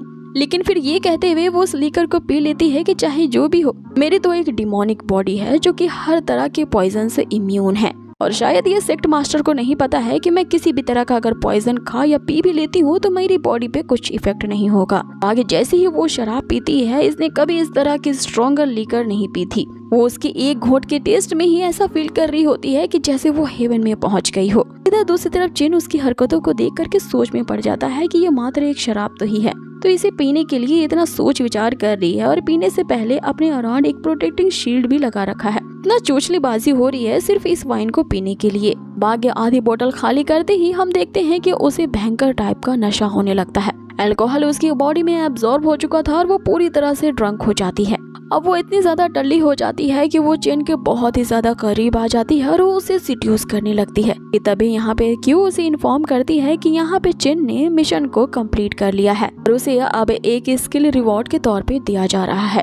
अब ये रिवॉर्ड जो होता है एक लाई डिटेक्टर का होता है। अब यहाँ पे चेन का काम तो हो चुका होता है और उसे रिवॉर्ड मिल चुका होता है, इसीलिए वो इस टल्ली लड़की से अपने आप को बचाने के लिए वहाँ से भागने की कोशिश करता है, लेकिन ये देखता है कि दरवाजा तो बंद है जो कि बाहर से किसी ने बंद कर दिया है। अब यहाँ पे ज़ॉमी जो होती है वो चेन यहाँ से बाहर ना निकल पाए इसके लिए एक प्रोटेक्टिव एरे भी वो स्टोर पे लगा देती है और उसके ऊपर ही गिरते हुए उसे कहने लगती है कि तुम मुझे यहाँ पे अकेले छोड़ करके नहीं जा सकते। इन दोनों को ही दूर से एल्डर जू अपने टेलीस्कोप से देख रहे होते हैं, लेकिन कमरे में अंधेरा होने की वजह से वो कुछ नहीं देख पाते और अपने ही ख्याली प्लान बनाने लगते हैं। आखिर सेक्ट लीडर और एल्डर ज़ॉमी के बीच क्या चल रहा है और सेक्ट लीडर अभी तक उसके कमरे से बाहर क्यों नहीं निकले हैं। सच में ये दोनों साथ में रात गुजारने वाले हैं। अब आगे हमें अगली सुबह का सीन दिखाया जाता है जहाँ पे ज़ॉमी उठती है और वो पाती है कि उसे किसी ने उसी की ही चाबुक से बांध रखा है। जब वो इसका पता लगाने के लिए अपनी पावर का यूज करती है तो वो पाती है कि वो इतने सालों से जिस बॉटल नेक की कंडीशन में फंसी हुई थी, एक्चुअल में उस लीकर वाइन के कारण उसने 3 रेल्म से अपर लेवल पे ब्रेक थ्रू कर लिया है और अब उसकी जो कल्टीवेशन लेवल है वो डिबन इम्परर लेवल पे पहुंच चुकी है। अब वो खुद से ही ये सोचने लगती है कि चेन ने जानबूझ करके वो लीकर उसे बुलाई थी ताकि वो नेक्स्ट लेवल पे ब्रेक थ्रू कर पाए। तो ये कितना जेंटलमैन है कि रात भर इसने यहाँ रह के मेरी केयर की है। इसीलिए एल्डर ज़ॉमी के दिल में चेन के प्रति फीलिंग्स पैदा होने लगती हैं और उसकी यहाँ एफेक्शन लेवल तो लगातार इंक्रीज होने लगती है। अब प्यार का बुखार इस पे चढ़ गया है ये देख करके चेन इससे नजरें चुराने लगता है, क्योंकि वो जानता था कि एक्चुअल में ये डिमोनिक अंडरकवर एजेंट है, इसके चंगुल में तो उसे कभी भी नहीं फंसना है। अब आगे जो ज़ॉमी होती है वो वापस से चेन को सिड्यूस करने लगती है, उसे यहीं रोक करके ब्रेकफास्ट करने को कहती है, लेकिन यहाँ चेन जैसे तैसे करके उसे जान छुड़ा करके भाग जाता है और वो इस तरह से यहाँ से 9 तो 11 होता है। ज़ॉमी उसे देख करके कह रही होती है कि लगता है मेरा प्यार के बुखार से ये कुछ ज्यादा ही शर्मा गया है। अब अगले सीन में हम उसी बंदे को देखते हैं जिसने कब्र खोद के उस माल को लूटने की कोशिश की थी। उसके अंदर की रखी हुई लाश ने उसे पॉजेस कर लिया था। वो बिल्कुल ज़ॉम्बी की तरह चल रहा था और वो लगातार एक ही चीज कह रहा होता है कि उसने टारगेट को लॉक कर दिया है। अब आगे उसका टारगेट और कोई नहीं बल्कि चेन ही होता है। आगे वो बंदा चेन के अंदर जो सिस्टम की प्रोग्राम होती है इसे वाइप आउट करने आया था। चेन उसकी हालत को देख करके समझ जाता है कि ये बंदा और कोई नहीं बल्कि एक जिंदा लाश है जिसे कोई अंदर से कंट्रोल कर रहा है। वो ज़ॉम्बी को जोरदार किक मारता है जिससे वो दूर जा गिरता है। दूसरी तरफ जो 9th एल्डर लीन होते हैं वो चिन को छुप करके देख रहे होते हैं। आगे दोबारा से वो ज़ॉम्बी उठता है और अपनी टारगेट कंफर्म करता है। इनको पता लग जाता है कि वो टारगेट नहीं है बल्कि यहाँ पे टारगेट क्यू है कि तभी जाइमी के भी उसकी डिसाइपल ये खबर देती है कि किसी घुसपैठिए ने सेक्ट मास्टर पे हमला किया है। ये जान करके जाइमी तुरंत ही यहाँ पे चिन को बचाने के लिए निकल पड़ती है, लेकिन वो यहाँ देखती है कि पहले से ही चिन पे कोई और नजर रख रहा होता है और वो एल्डर लीन होते हैं। अब ये दोनों ही छुप करके उन्हें देखने लगते हैं। इधर दूसरी तरफ जो चिन होता है वो उस ज़ॉम्बी को बुरी तरीके से कूट रहा होता है। अब आगे उस बंदे को जिसने पॉजेस किया था वो उसकी बॉडी से बाहर निकलता है और अपना पैरासाइट वाला प्रोग्राम एक्टिवेट करता है कि तभी ये सभी चिन के सबकॉन्शियस माइंड में पहुंच जाते हैं कि वो उसे देख करके बताती है कि ये एक तरह का वायरस है जो कि तुम्हारी मेमोरी को सीज करके तुम पे कंट्रोल करने के लिए आया है। ये वायरस तुम्हारे डर को रिक्रिएट कर सकते हैं। आगे क्यू जो होती है वो अपने आर्मर को एक्टिवेट कर देती है और अपनी एक यूनिक तरह के गन से उन सारे वायरस को मारने लगती है जो कि एक बहुत बड़ी फौज का रूप ले चुके थे।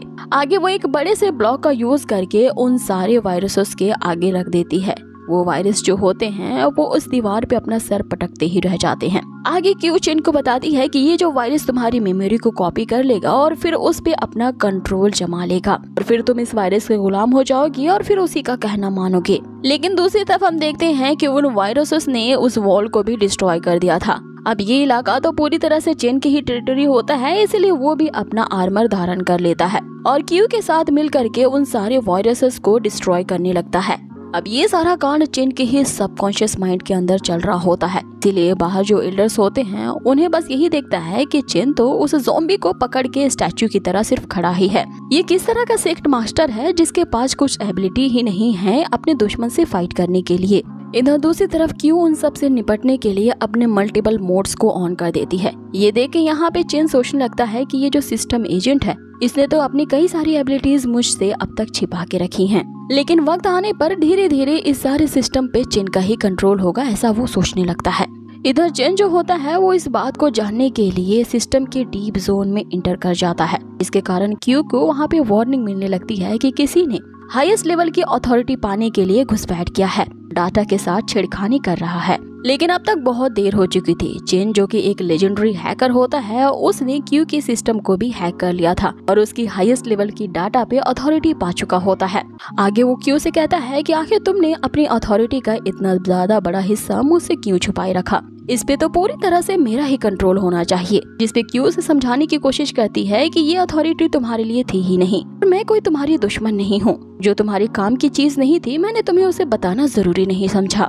जिस पे चिन उससे कहता है कि मुझे माफ कर दो क्योंकि मैं अब से किसी सिस्टम पे भरोसा नहीं कर सकता जैसा मुझे धोखा मिला है और अब से ये सिस्टम मेरे द्वारा ही कंट्रोल की जाएगी क्योंकि अब हाईएस्ट लेवल की अथॉरिटी मेरे पास है।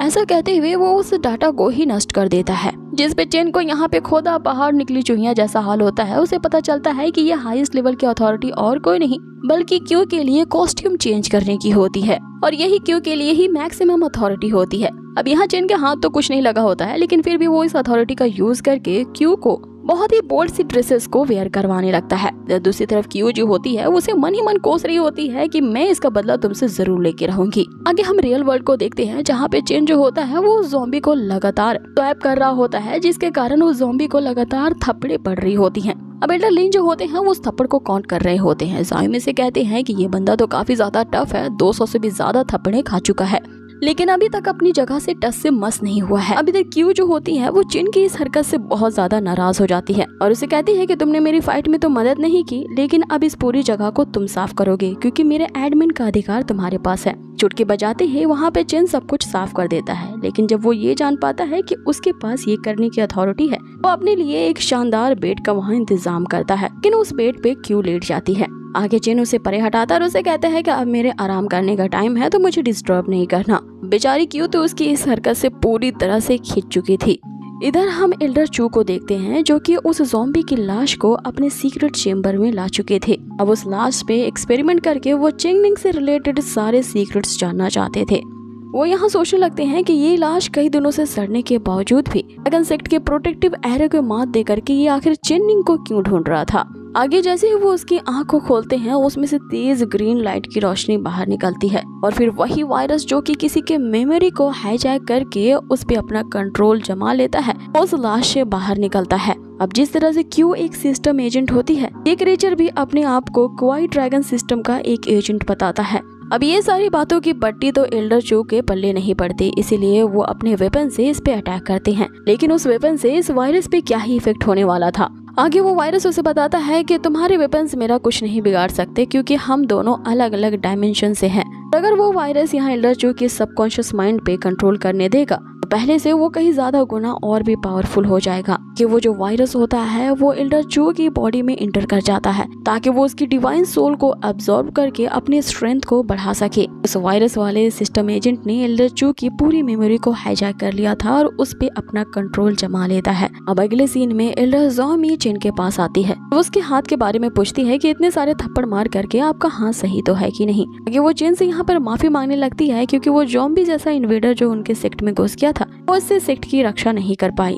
चेन यहाँ समझ जाता है कि ये तो इन्फॉर्मेंस हॉल की एक मास्टर है जिसके अंतर्गत सेक्ट की रक्षा करना तो नहीं आता है, तो आखिर ये मुझसे माफी क्यों मांग रही है। सारा का सारा ब्लेम अपने ऊपर ले रही होती है सिर्फ उस वाइन को दोबारा से टेस्ट करने के लिए। चेन जैसे ही उसे लिकर वाइन देता है वो एक घोट में ही सारा निगल लेती है। इसके कारण अब उसकी चेन के प्रति जो अफेक्शन लेवल है +55 हो जाती है। इससे पहले कि फिर से टल्ली होकर के वो इसे सिड्यूस करने की कोशिश करती, वहाँ पे दूसरे एल्डर लिन आते हैं तो उन्हें एक बहुत बड़े खतरे के बारे में आगाह करता है। हान जुआंग आ रहा है और ये जुआन जो होता है वो इस सेक्ट के ओल्ड मास्टर का इकलौता डिसाइपल था। उसे यही लगता था कि ओल्ड मास्टर के मरने के बाद इस पूरे सेक्ट का उसे न्यू मास्टर बनाया जाएगा, लेकिन यहाँ सेक्ट मास्टर की पोजीशन के लिए अब आपको चूज कर लिया गया है। इसलिए वो बहुत ज्यादा गुस्से में तिलमिला रहा है और उस पोजीशन को हासिल करने के लिए सीधा सेक्ट में आते ही आप पे ही अटैक करेगा। उसकी जो पावर है वो इतनी ज्यादा है कि ओल्ड मास्टर भी उसकी तारीफ किए बगैर नहीं रहते थे। जो हमारे सेक्ट का ये प्रोटेक्टिव एरे बनाया गया है वो उसी ने ही बनाया था।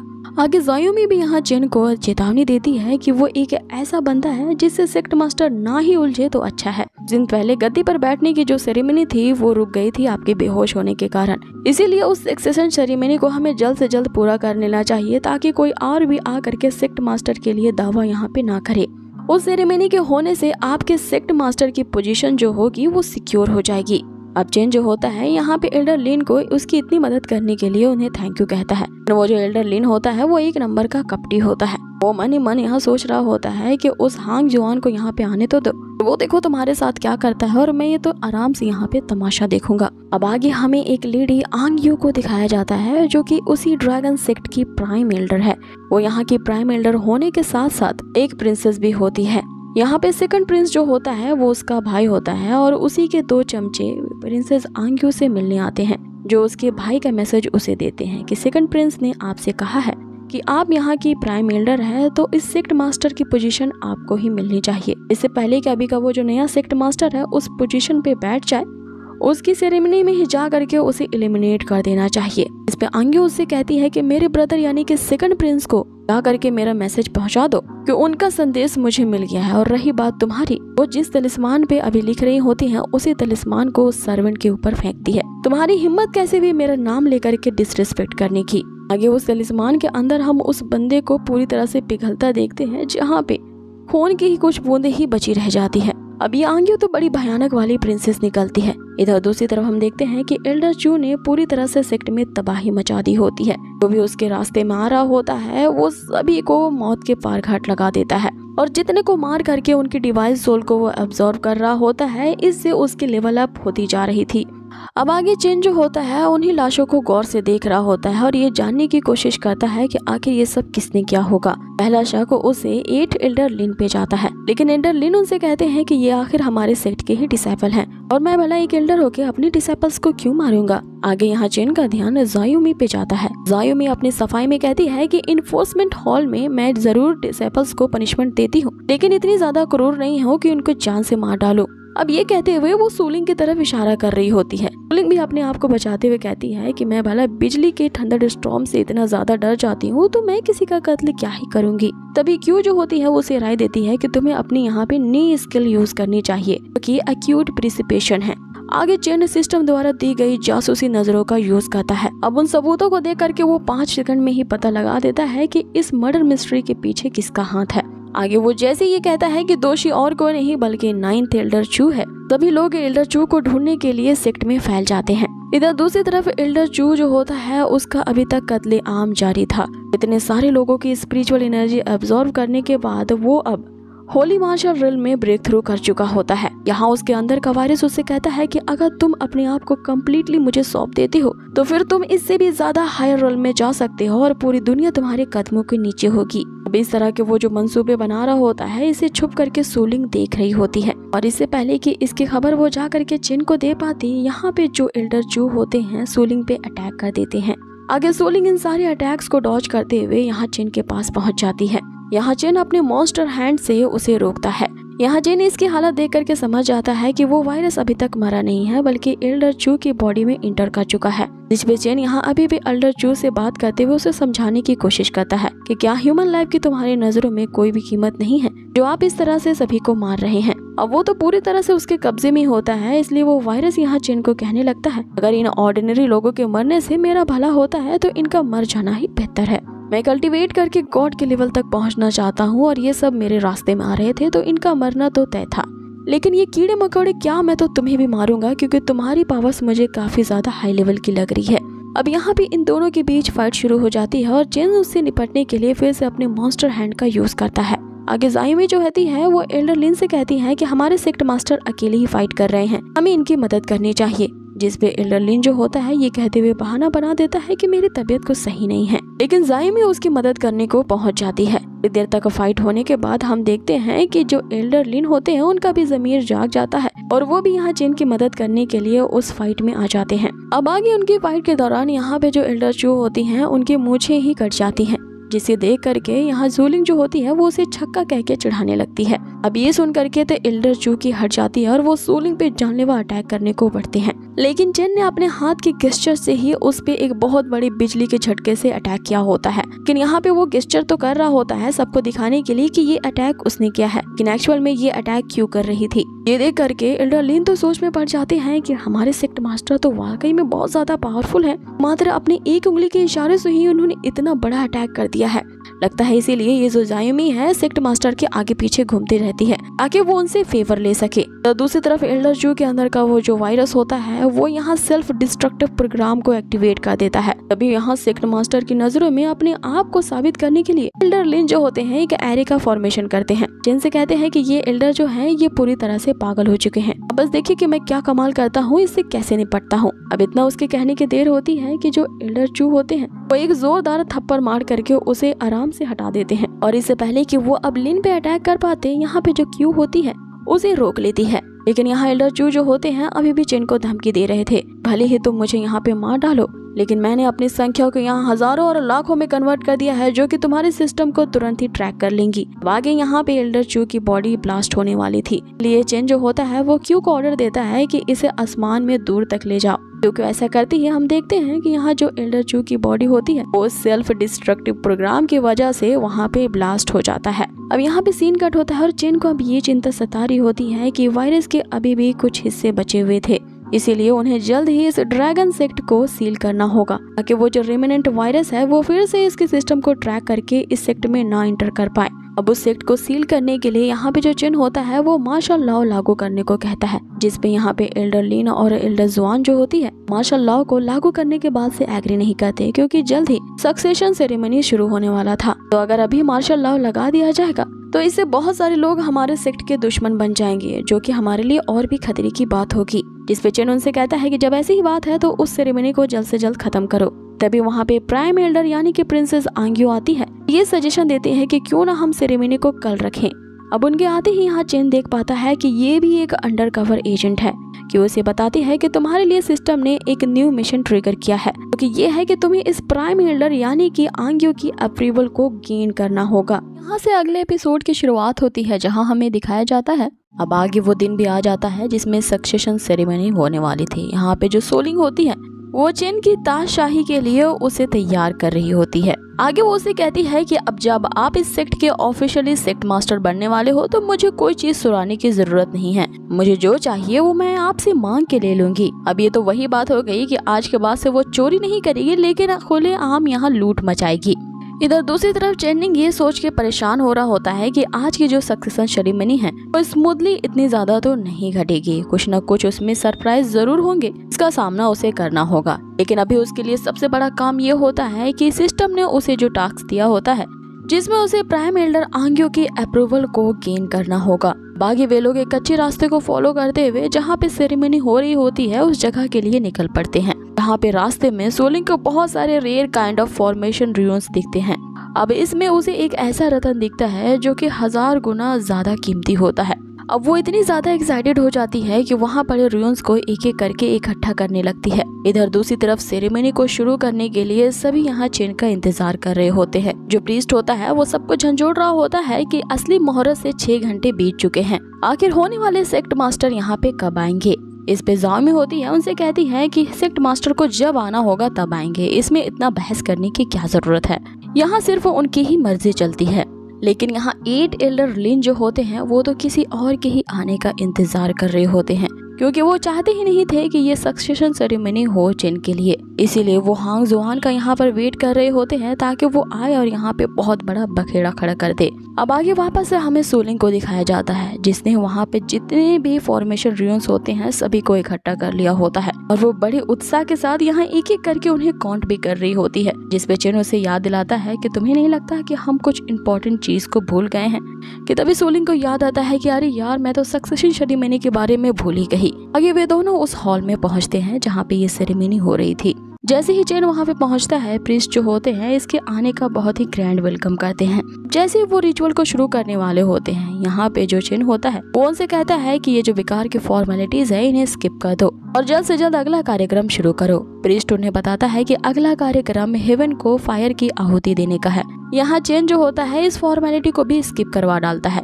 इसके बाद का प्रीस्ट दूसरा कार्यक्रम बताता है, वो है मास कॉन्ग्रेचुलेशन। सभी एक एक करके आएंगे और चेन को सेक्ट मास्टर बनने की बधाई देंगे। चेन इस फॉर्मेलिटी को भी स्किप करवा डालता है, जिसपे प्रीस्ट अब तीसरा कार्यक्रम बताता है कि आपको एक सक्सेशन स्पीच देनी होगी।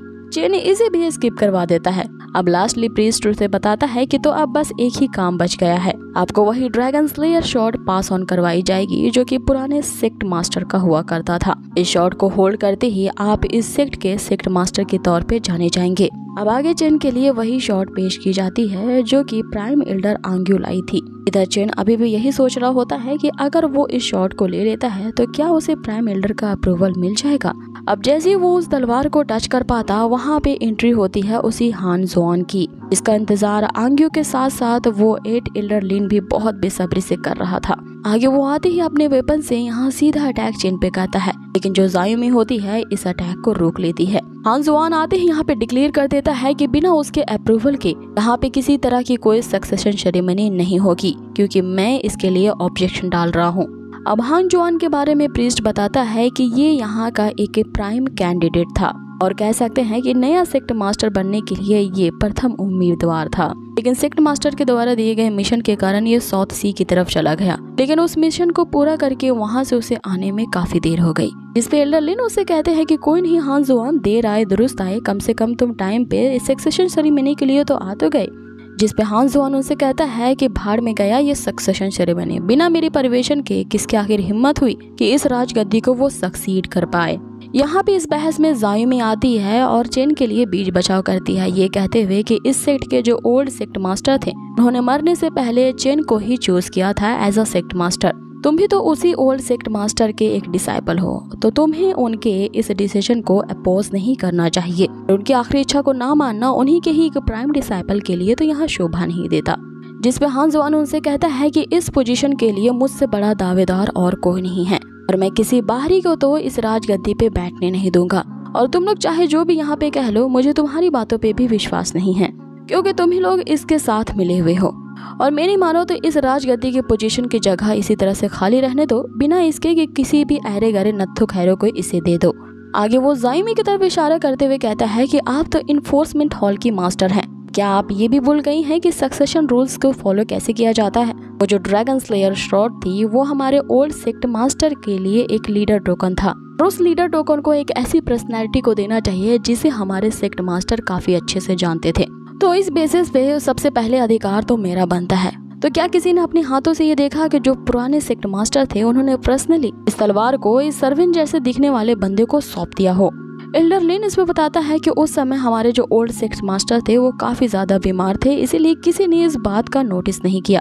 अब इसी बात को ही मुद्दा बनाते हुए वो जो हान जुआन होता है वो स्ट्रिक्टली यहाँ पे ऑब्जेक्शन डालता है। सेक्ट मास्टर की पोजीशन के लिए इस बंदे का यहाँ पे होना बिल्कुल सही नहीं है और ये कौन सी साजिश चल रहा है और इसके सारे पैंतरों को मैं सबके सामने एक न एक दिन ला करके रहूंगा। तब तक के लिए इसे राजगद्दी पे ना बैठाया जाए, वो गद्दी इसी तरह से खाली रही जाए।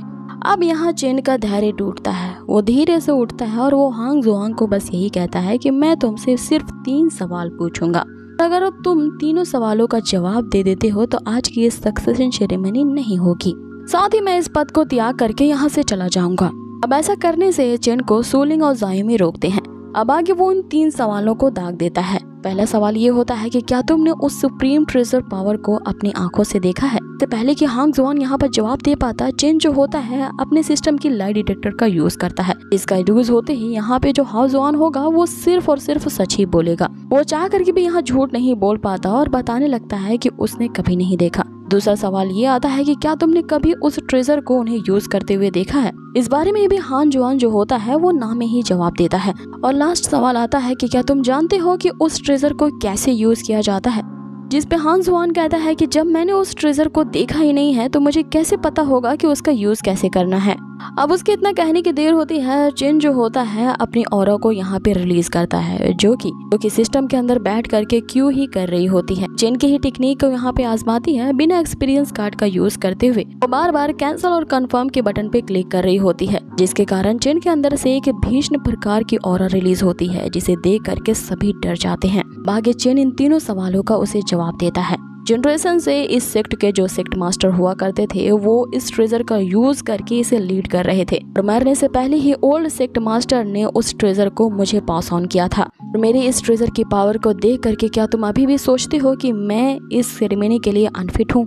अब आगे वो उसके लिए उसे आंसर मांगता है, लेकिन यहाँ हांग जुआंग की तो फट जाती है। और अब यहाँ पे जो चेन होता है उसने ड्रैगन स्लेइंग शॉट को अपने हाथ में ले लिया होता है और डिक्लेयर करता है कि आज के बाद से वो इस ड्रैगन सेक्ट का 10वां सेक्ट मास्टर है और अगर अभी भी किसी को ऑब्जेक्शन है तो वो मेरा मुकाबला करे। यहाँ हांग जुआन चुप नहीं बैठता, वो फिर से यहाँ पे ऑब्जेक्शन करता है। अब अपने सबसे खतरनाक एरे जो कि माउंटेन गार्ड जैंट एरे है उसे सेटअप करने लगता है। ये वही एरे होता है जो कि इसी ने ही बनाया था इस पूरे ड्रैगन सेक्ट को बचाने के लिए दुश्मनों से। आज वो इसी एरे का यूज करने वाला था। इसे देख करके जो एल्डर होते हैं वो काफी ज्यादा डर जाते हैं। वो यहाँ चेन से कहने लगते हैं कि ये एरे बहुत ही ज्यादा खतरनाक है, एक बार ब्लास्ट होने से पूरी सेक्ट ही तबाह हो जाएगी। इसके अटैक से बचने के लिए हमें इससे काफी दूर चले जाना चाहिए। जिस पे चेन उनसे कहता है कि अरे क्यों थाक रहे हो, मैं यहाँ पे हूँ ना, कुछ नहीं होगा। इधर दूसरी तरफ जो हांग जुआन होता है उसने अपने मंत्र कह दिए होते हैं और वो यहाँ पे चेन के साथ इस पूरे सेक्ट को ही तबाह करने के लिए ऊपर उठाता है उसी फॉरबिडन रत्न को। वो बार बार कह रहा होता है कि हो जा, नष्ट हो जा, क्रश हो जा, लेकिन वो फॉरबिडन रत्न तो इस तरह से वहाँ पे ठंडी पड़ जाती है कि जो जुआन होता है वो उसी पे ही चीख चिल्ला रहा होता है। उसकी इस बेबसी को देख करके सभी उस पे हंसने लगते हैं। अब आगे वहाँ ली बाई के साथ उसका बेवड़ा मास्टर पे पहुँचता है, जिससे जुआन जो होता है उनसे मदद मांगने लगता है, ये कहते हुए कि आप दोनों तो ओल्ड सेक्ट मास्टर के काफी पुराने मित्र हैं, तो मेरी यहाँ मदद करिए। लेकिन ये दोनों तो पहले ही चेन की साइड आ चुके थे। कहते हैं कि हम यहाँ न्यू सेक्ट मास्टर को सेक्ट के मास्टर बनने के लिए बधाई देने के लिए आए हैं। अब आगे उस जुआन को यहाँ पे मौके खानी पड़ती है और वो वहाँ पे सबको ये धमकी देते हुए चला जाता है कि एक न एक दिन मैं तुम सभी को देख लूंगा। तुम लोगों ने जो आज मेरे खिलाफ साजिश की है इसका खामियाजा तुम्हें भुगतना पड़ेगा। और सबसे ज्यादा वो चेनिंग से चिढ़ा होता है। वो अपने मन के अंदर यहाँ शपथ लेता है कि आज तो मैंने तुम्हें अंडर एस्टिमेट कर दिया, लेकिन एक बार जब मैं रेडी हो जाऊं फिर मैं तुम्हें देख लूंगा। मैं तुम्हारी कमजोरी को जरूर ढूंढ लूंगा और फिर इस राजगद्दी को मैं ही सक्सीड करूंगा। अब आगे ऑफिशियली यहाँ जो चेन होता है सेक्स मास्टर बन चुका होता है, इसीलिए वो इस जश्न को दारू पीकर सेलिब्रेट कर रहे होते हैं। लेकिन यहाँ सभी एक साथ टेबल पे तो बैठे हैं, लेकिन सबके मन के अंदर कुछ और ही खिचड़ी पक रही होती है। यहाँ सूलिंग जो होती है वो उस बेवड़े को छोटे कप में नहीं बल्कि बड़े बाउल में शराब पीने को कहती है। अब वो तो जानती थी कि ये जो मास्टर है एक नंबर का बेवड़ा है। जैसे ही वो टल्ली हो जाएगा उसकी नजर उसके रत्न पे थी कि उसने अपने मर्तबान में छुपा के रखा है। यहाँ पे सूलिंग अभी भी अपनी हरकतों से बाज नहीं आती। एक चोर होने के नाते वो इस रत्न को चुराना चाहती थी। इधर दूसरी तरफ जायुमी जो होती है वो यहाँ पे चेन को कुछ ज्यादा ही बटर लगा रही होती है ताकि वो यहाँ चेन के विश्वास को जीत जाए और उस सुप्रीम ट्रेजर का इस्तेमाल करने का इसे भी मौका मिले। लेकिन इधर चेन का ध्यान तो पूरी तरह से प्राइम एल्डर आंग्यू पे होता है कि अभी तक उसने सिस्टम द्वारा दिए गए मिशन को पूरा जो नहीं किया था। वो ये सोच रहा होता है कि आखिर इसके साथ मैं कैसे पेश आऊं कि ये मुझे अपना अप्रूवल दे दे एज अ सेक्ट मास्टर। अब यहाँ वो उसे शराब भी ऑफर करता है, लेकिन जो आंग्यू होती है ये कहते हुए उस वाइन को नीचे गिरा देती है कि पुराने जो ओल्ड मास्टर है कि उनकी आत्मा की शांति के लिए मैं उन्हें ट्रिब्यूट दे रही हूँ। अब यहाँ पे चेन्निंग के काफी कोशिश करने के बावजूद भी जो आंग्यू की अफेक्शन लेवल होती है वो लगातार ही गिरती जा रही थी, वो भी माइनस में। अब बेचारा यहाँ पे चिन ऐसी सिचुएशन में पड़ा था इन दो औरतों के बीच जो कि अंडरकवर थी। तो वो मनाने की कोशिश कर रहा होता है जो कि मान नहीं रही होती है और दूसरा जबरदस्ती उसके पल्ले पड़ रही थी। उसकी इस सिचुएशन को देख करके क्यों उसकी खिल्ली उड़ाने लगती है, कहती है कि ये आंग्यू तो मुझे काफी खतरनाक लग रही है। अब आई ना तुम्हारी अकड़ घुटने के नीचे। अब इन दोनों औरतों के बीच तुम फंसे रहो जो कि दोनों ही अंडरकवर हैं और मर्डरस पर्सन लग रही हैं। लेकिन यहाँ चेन हार नहीं मानता। वो उसे इम्प्रेस करने के लिए फिर से वाइन को टोस्ट करता है। एक बहुत ही अटपटी से उसे शायरी सुनाता है। अब ली बाई को तो वो शायरी काफी पसंद आती है। इधर हम सूलिंग को देखते हैं जिसने वो सारे पिल्स को चुरा लिया था और दूसरी तरफ जायुमी जो होती है वो यहाँ चेन के प्यार में और भी ज्यादा गिर जाती है और उसके चेहरे पर से उसकी नजर नहीं हटती, बस उसे वो हैंडसम कही ही जा रही थी। लेकिन यहाँ पे वो टेढ़ी खीर तो आंगी होती है। ने शराब का प्याला उठाया तो होता है लेकिन सिर्फ ये प्रिटेंड कर रही है कि वो पी रही है, वो तो एक घोट भी नहीं पीती। अब ये देखने के लिए चेन उसके और भी करीब पहुंच जाता है और फिर सोच रहा होता है कि ये कैसी लड़की है, ना इसे वाइन पसंद है ना ही इसे पोइट्री पसंद है, तो आखिर मैं ऐसा क्या करूं जो इसकी अप्रूवल को गेन कर लूं। इसीलिए वो ये डिसाइड करता है कि उसे जल्द ही सूलिंग को इस आंग्यू के बारे में पूरी इन्फॉर्मेशन निकालने के लिए भेजना होगा कि आखिर ये मिस्टीरियस वुमन किस खेत की मूली है और काहे को वो इतना एटीट्यूड उसे दिखा रही है। अब वहाँ पे अचानक से आंग्यू उठती है और गुस्से से वहाँ से चली जाती है, ये कहते हुए कि उसे कुछ और काम है। लेकिन चेन जब उसकी अफेक्शन लेवल दिखता है तो वो और भी गिर करके -20 तक पहुंच चुकी थी। इन सबको इस तरह से पार्टी करते हुए दूर से एल्डर लिन जो होते हैं वो नजर रखे हुए होते हैं अपने टेलीस्कोप से। इस अंकल की तो यहाँ पे आंटियों जैसी हालत है जो दूर से दूसरे के घरों पे नजर बनाए रखते हैं। आगे वो सिचुएशन को भापते हुए कहते हैं कि सेक्ट मास्टर की तो अच्छी चल रही है कि वो दो औरतों के बीच में इस तरह से फंसे हैं। अब आगे चेन शराब के नशे में धुत होकर बेहोश हो जाता है कि तभी सिस्टम उसे एक नोटिस भेजती है। हिडन टास्क के कंप्लीट होने पे वो जो रिवॉर्ड मिलने वाला है वो 1 मिनट में ही एक्सपायर हो जाएगा। उसे 2 ऑप्शन दिए जाते हैं कि वो उसे जल्द से जल्द चूज करे या कैंसिल कर दे। यहाँ पे चिन में अभी भी नींद की खुमारी इतनी ज्यादा होती है कि वो समझ नहीं पाता कि आखिर उसने हिडन टास्क को कंप्लीट कब किया।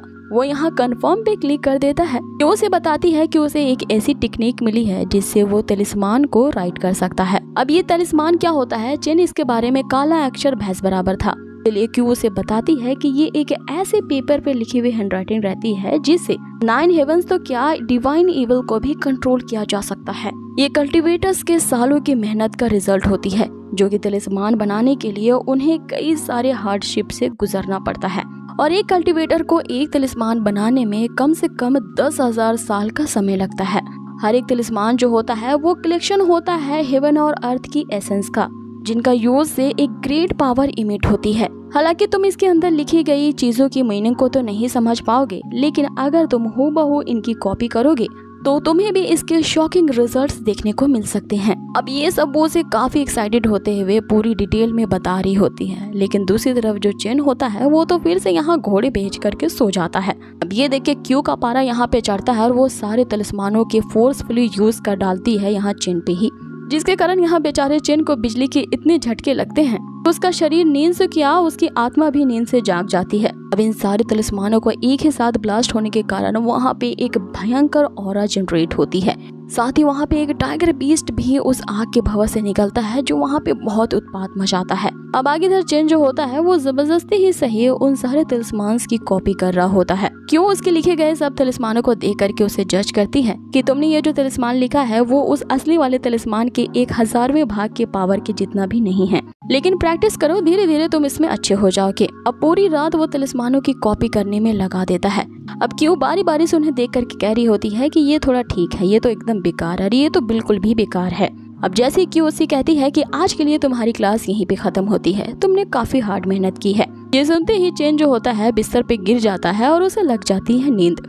अब आगे वो सेक्टर ही पूरी तरह से स्पाइस से भरा हुआ था और ऐसा हो नहीं सकता कि चेन पे किसी ने नजर ना रखा हो। एक बंदा जो होता है इन सब की खबर आंग्यू को पहुंचाता है। से वो तलिस्मान भी दिखाता है कि इन सब को सेक्ट मास्टर ने रात भर जाग करके लिखा है। आंग्यू जो कि खुद भी एक तलिस्मान मेकर होती है, उन तलिस्मानों को देख करके बताती है कि इसमें तो बहुत ही टॉप सी ऑरा रिलीज हो रही है। साथ ही वो बंदा उन्हें ये भी बताता है कि जब सेक्ट मास्टर ये तलिस्मान लिख रहे थे तो वहाँ पे प्रीमियम टाइगर को भी दिखा गया था। साथ ही जब उन्होंने तलिस्मान को लिखना शुरू किया था तो उस जगह पे एक बहुत ही बड़ा सेलेस्टियल फिनोमेना की ऑरा देखी गई थी, जिससे इतनी तेज लाइटनिंग और थंडर रिलीज हो रही थी। वहाँ पे कुछ सेकंड के लिए मैंने डिवाइन टाइगर को और उसकी पावर को भी देखा था। अब ये सुन करके यहाँ आंग्यू सोचने लगती है कि कहीं उसने चेन को जज करने में कुछ मिस्टेक तो नहीं कर दी, क्योंकि ये जो तलिस्मान है वो काफी टॉप नॉच क्वालिटी के लग रहे हैं। अब इस सेक्ट मास्टर के बारे में तो और भी पता लगाना पड़ेगा, क्योंकि दिन ब दिन ये कुछ ज्यादा ही मिस्टीरियस होते जा रहे हैं। अब आगे वो जो सर्वेंट होता है जो कि यहाँ प्रिंसेस आंग्यू के राज्य का एक प्राइम मिनिस्टर भी है, तो यहाँ पे आंग्यू को इस सेक्ट में आने का उसका असली मकसद बताता है कि हमें किसी भी तरह से उस सीक्रेट ट्रेजर का पता लगाना होगा, क्योंकि अभी एम्परर के लिए इससे बड़ा हॉट टॉपिक और कुछ नहीं है। क्योंकि एम्परर जो है वो किसी भी हालत में अब इस काम में और देरी नहीं करना चाहते हैं। इस पे आंग्यू ये कहते हुए कि अभी उसे इन तलिस्मानों की और भी ज्यादा स्टडी करनी है, सो डिस्टर्ब मत करना। लेकिन मन ही मन वो सोच रही होती है कि आखिर ये चिन्निंग और कितनी इस तरह के सीक्रेट्स को छुपाएगा। इधर दूसरी तरफ जो चिन्निंग होता है वो अब की बार घोड़े गधे सब कुछ बेच करके सो रहा होता है कि क्यों उसे इन्फॉर्म करती है। फाइनली प्राइम एल्डर आंग्यू की अप्रूवल को उसने गेन कर लिया है, जिस पे सिस्टम उसे रिवॉर्ड दे रही है, वो भी रेटिंग A की, और रिवॉर्ड के तौर पे उसकी कल्टीवेशन लेवल को प्रमोट किया जा रहा है। वो अब ह्यूमन मार्शल रिल्म के 3rd लेवल पे प्रमोट किया जा चुका है। अब उसने सोते सोते ही ब्रेक थ्रू कर लिया होता है, जिससे उसकी बॉडी के अंदर से तेज ऑरा रिलीज हो रही थी। तभी उसी वक्त सूलिंग जो होती है वो रात की चोरी चकारी करते हुए यहाँ पे उस कमरे में पेंटर करती है, और ये देख करके पूरी तरह से सरप्राइज रह जाती है कि उसके सेक्ट मास्टर तो वाकई कमाल की है, जो सोते हुए भी ब्रेक थ्रू कर रहे हैं। यहाँ सीन चेंज होता है और उसी समय हमें एक लाइब्रेरी के अंदर एक मिस्टीरियस से आर्टिफैक्ट को दिखाया जाता है, जो कि एक तरह से भविष्य बताने का क्रिस्टल होता है। अब इसमें क्या लिखा होता है ये हम जानेंगे इसके नेक्स्ट पार्ट में। सो गाइज, आप लोगों को ये नई सीरीज कैसी लगी है मुझे कमेंट बॉक्स में ज़रूर बताएं। और हाँ, वीडियो को बनाने में बहुत ज़्यादा एफर्ट जाती है गाइज, तो प्लीज़ हमें अप्रिशिएट करने के लिए ज़रूर से इसे लाइक कर दें। यकीन माने आपका एक लाइक भी हमें काफ़ी ज़्यादा मोटिवेट करता है। सो गाइज, आप लोगों ने ज़्यादा से ज़्यादा कमेंट करनी है और बहुत सारे लाइक करने हैं इस वीडियो पे, ताकि आपकी पसंद के मुताबिक मैं इसका नेक्स्ट पार्ट और भी जल्दी लाऊं। Till then take care, stay healthy, good bye.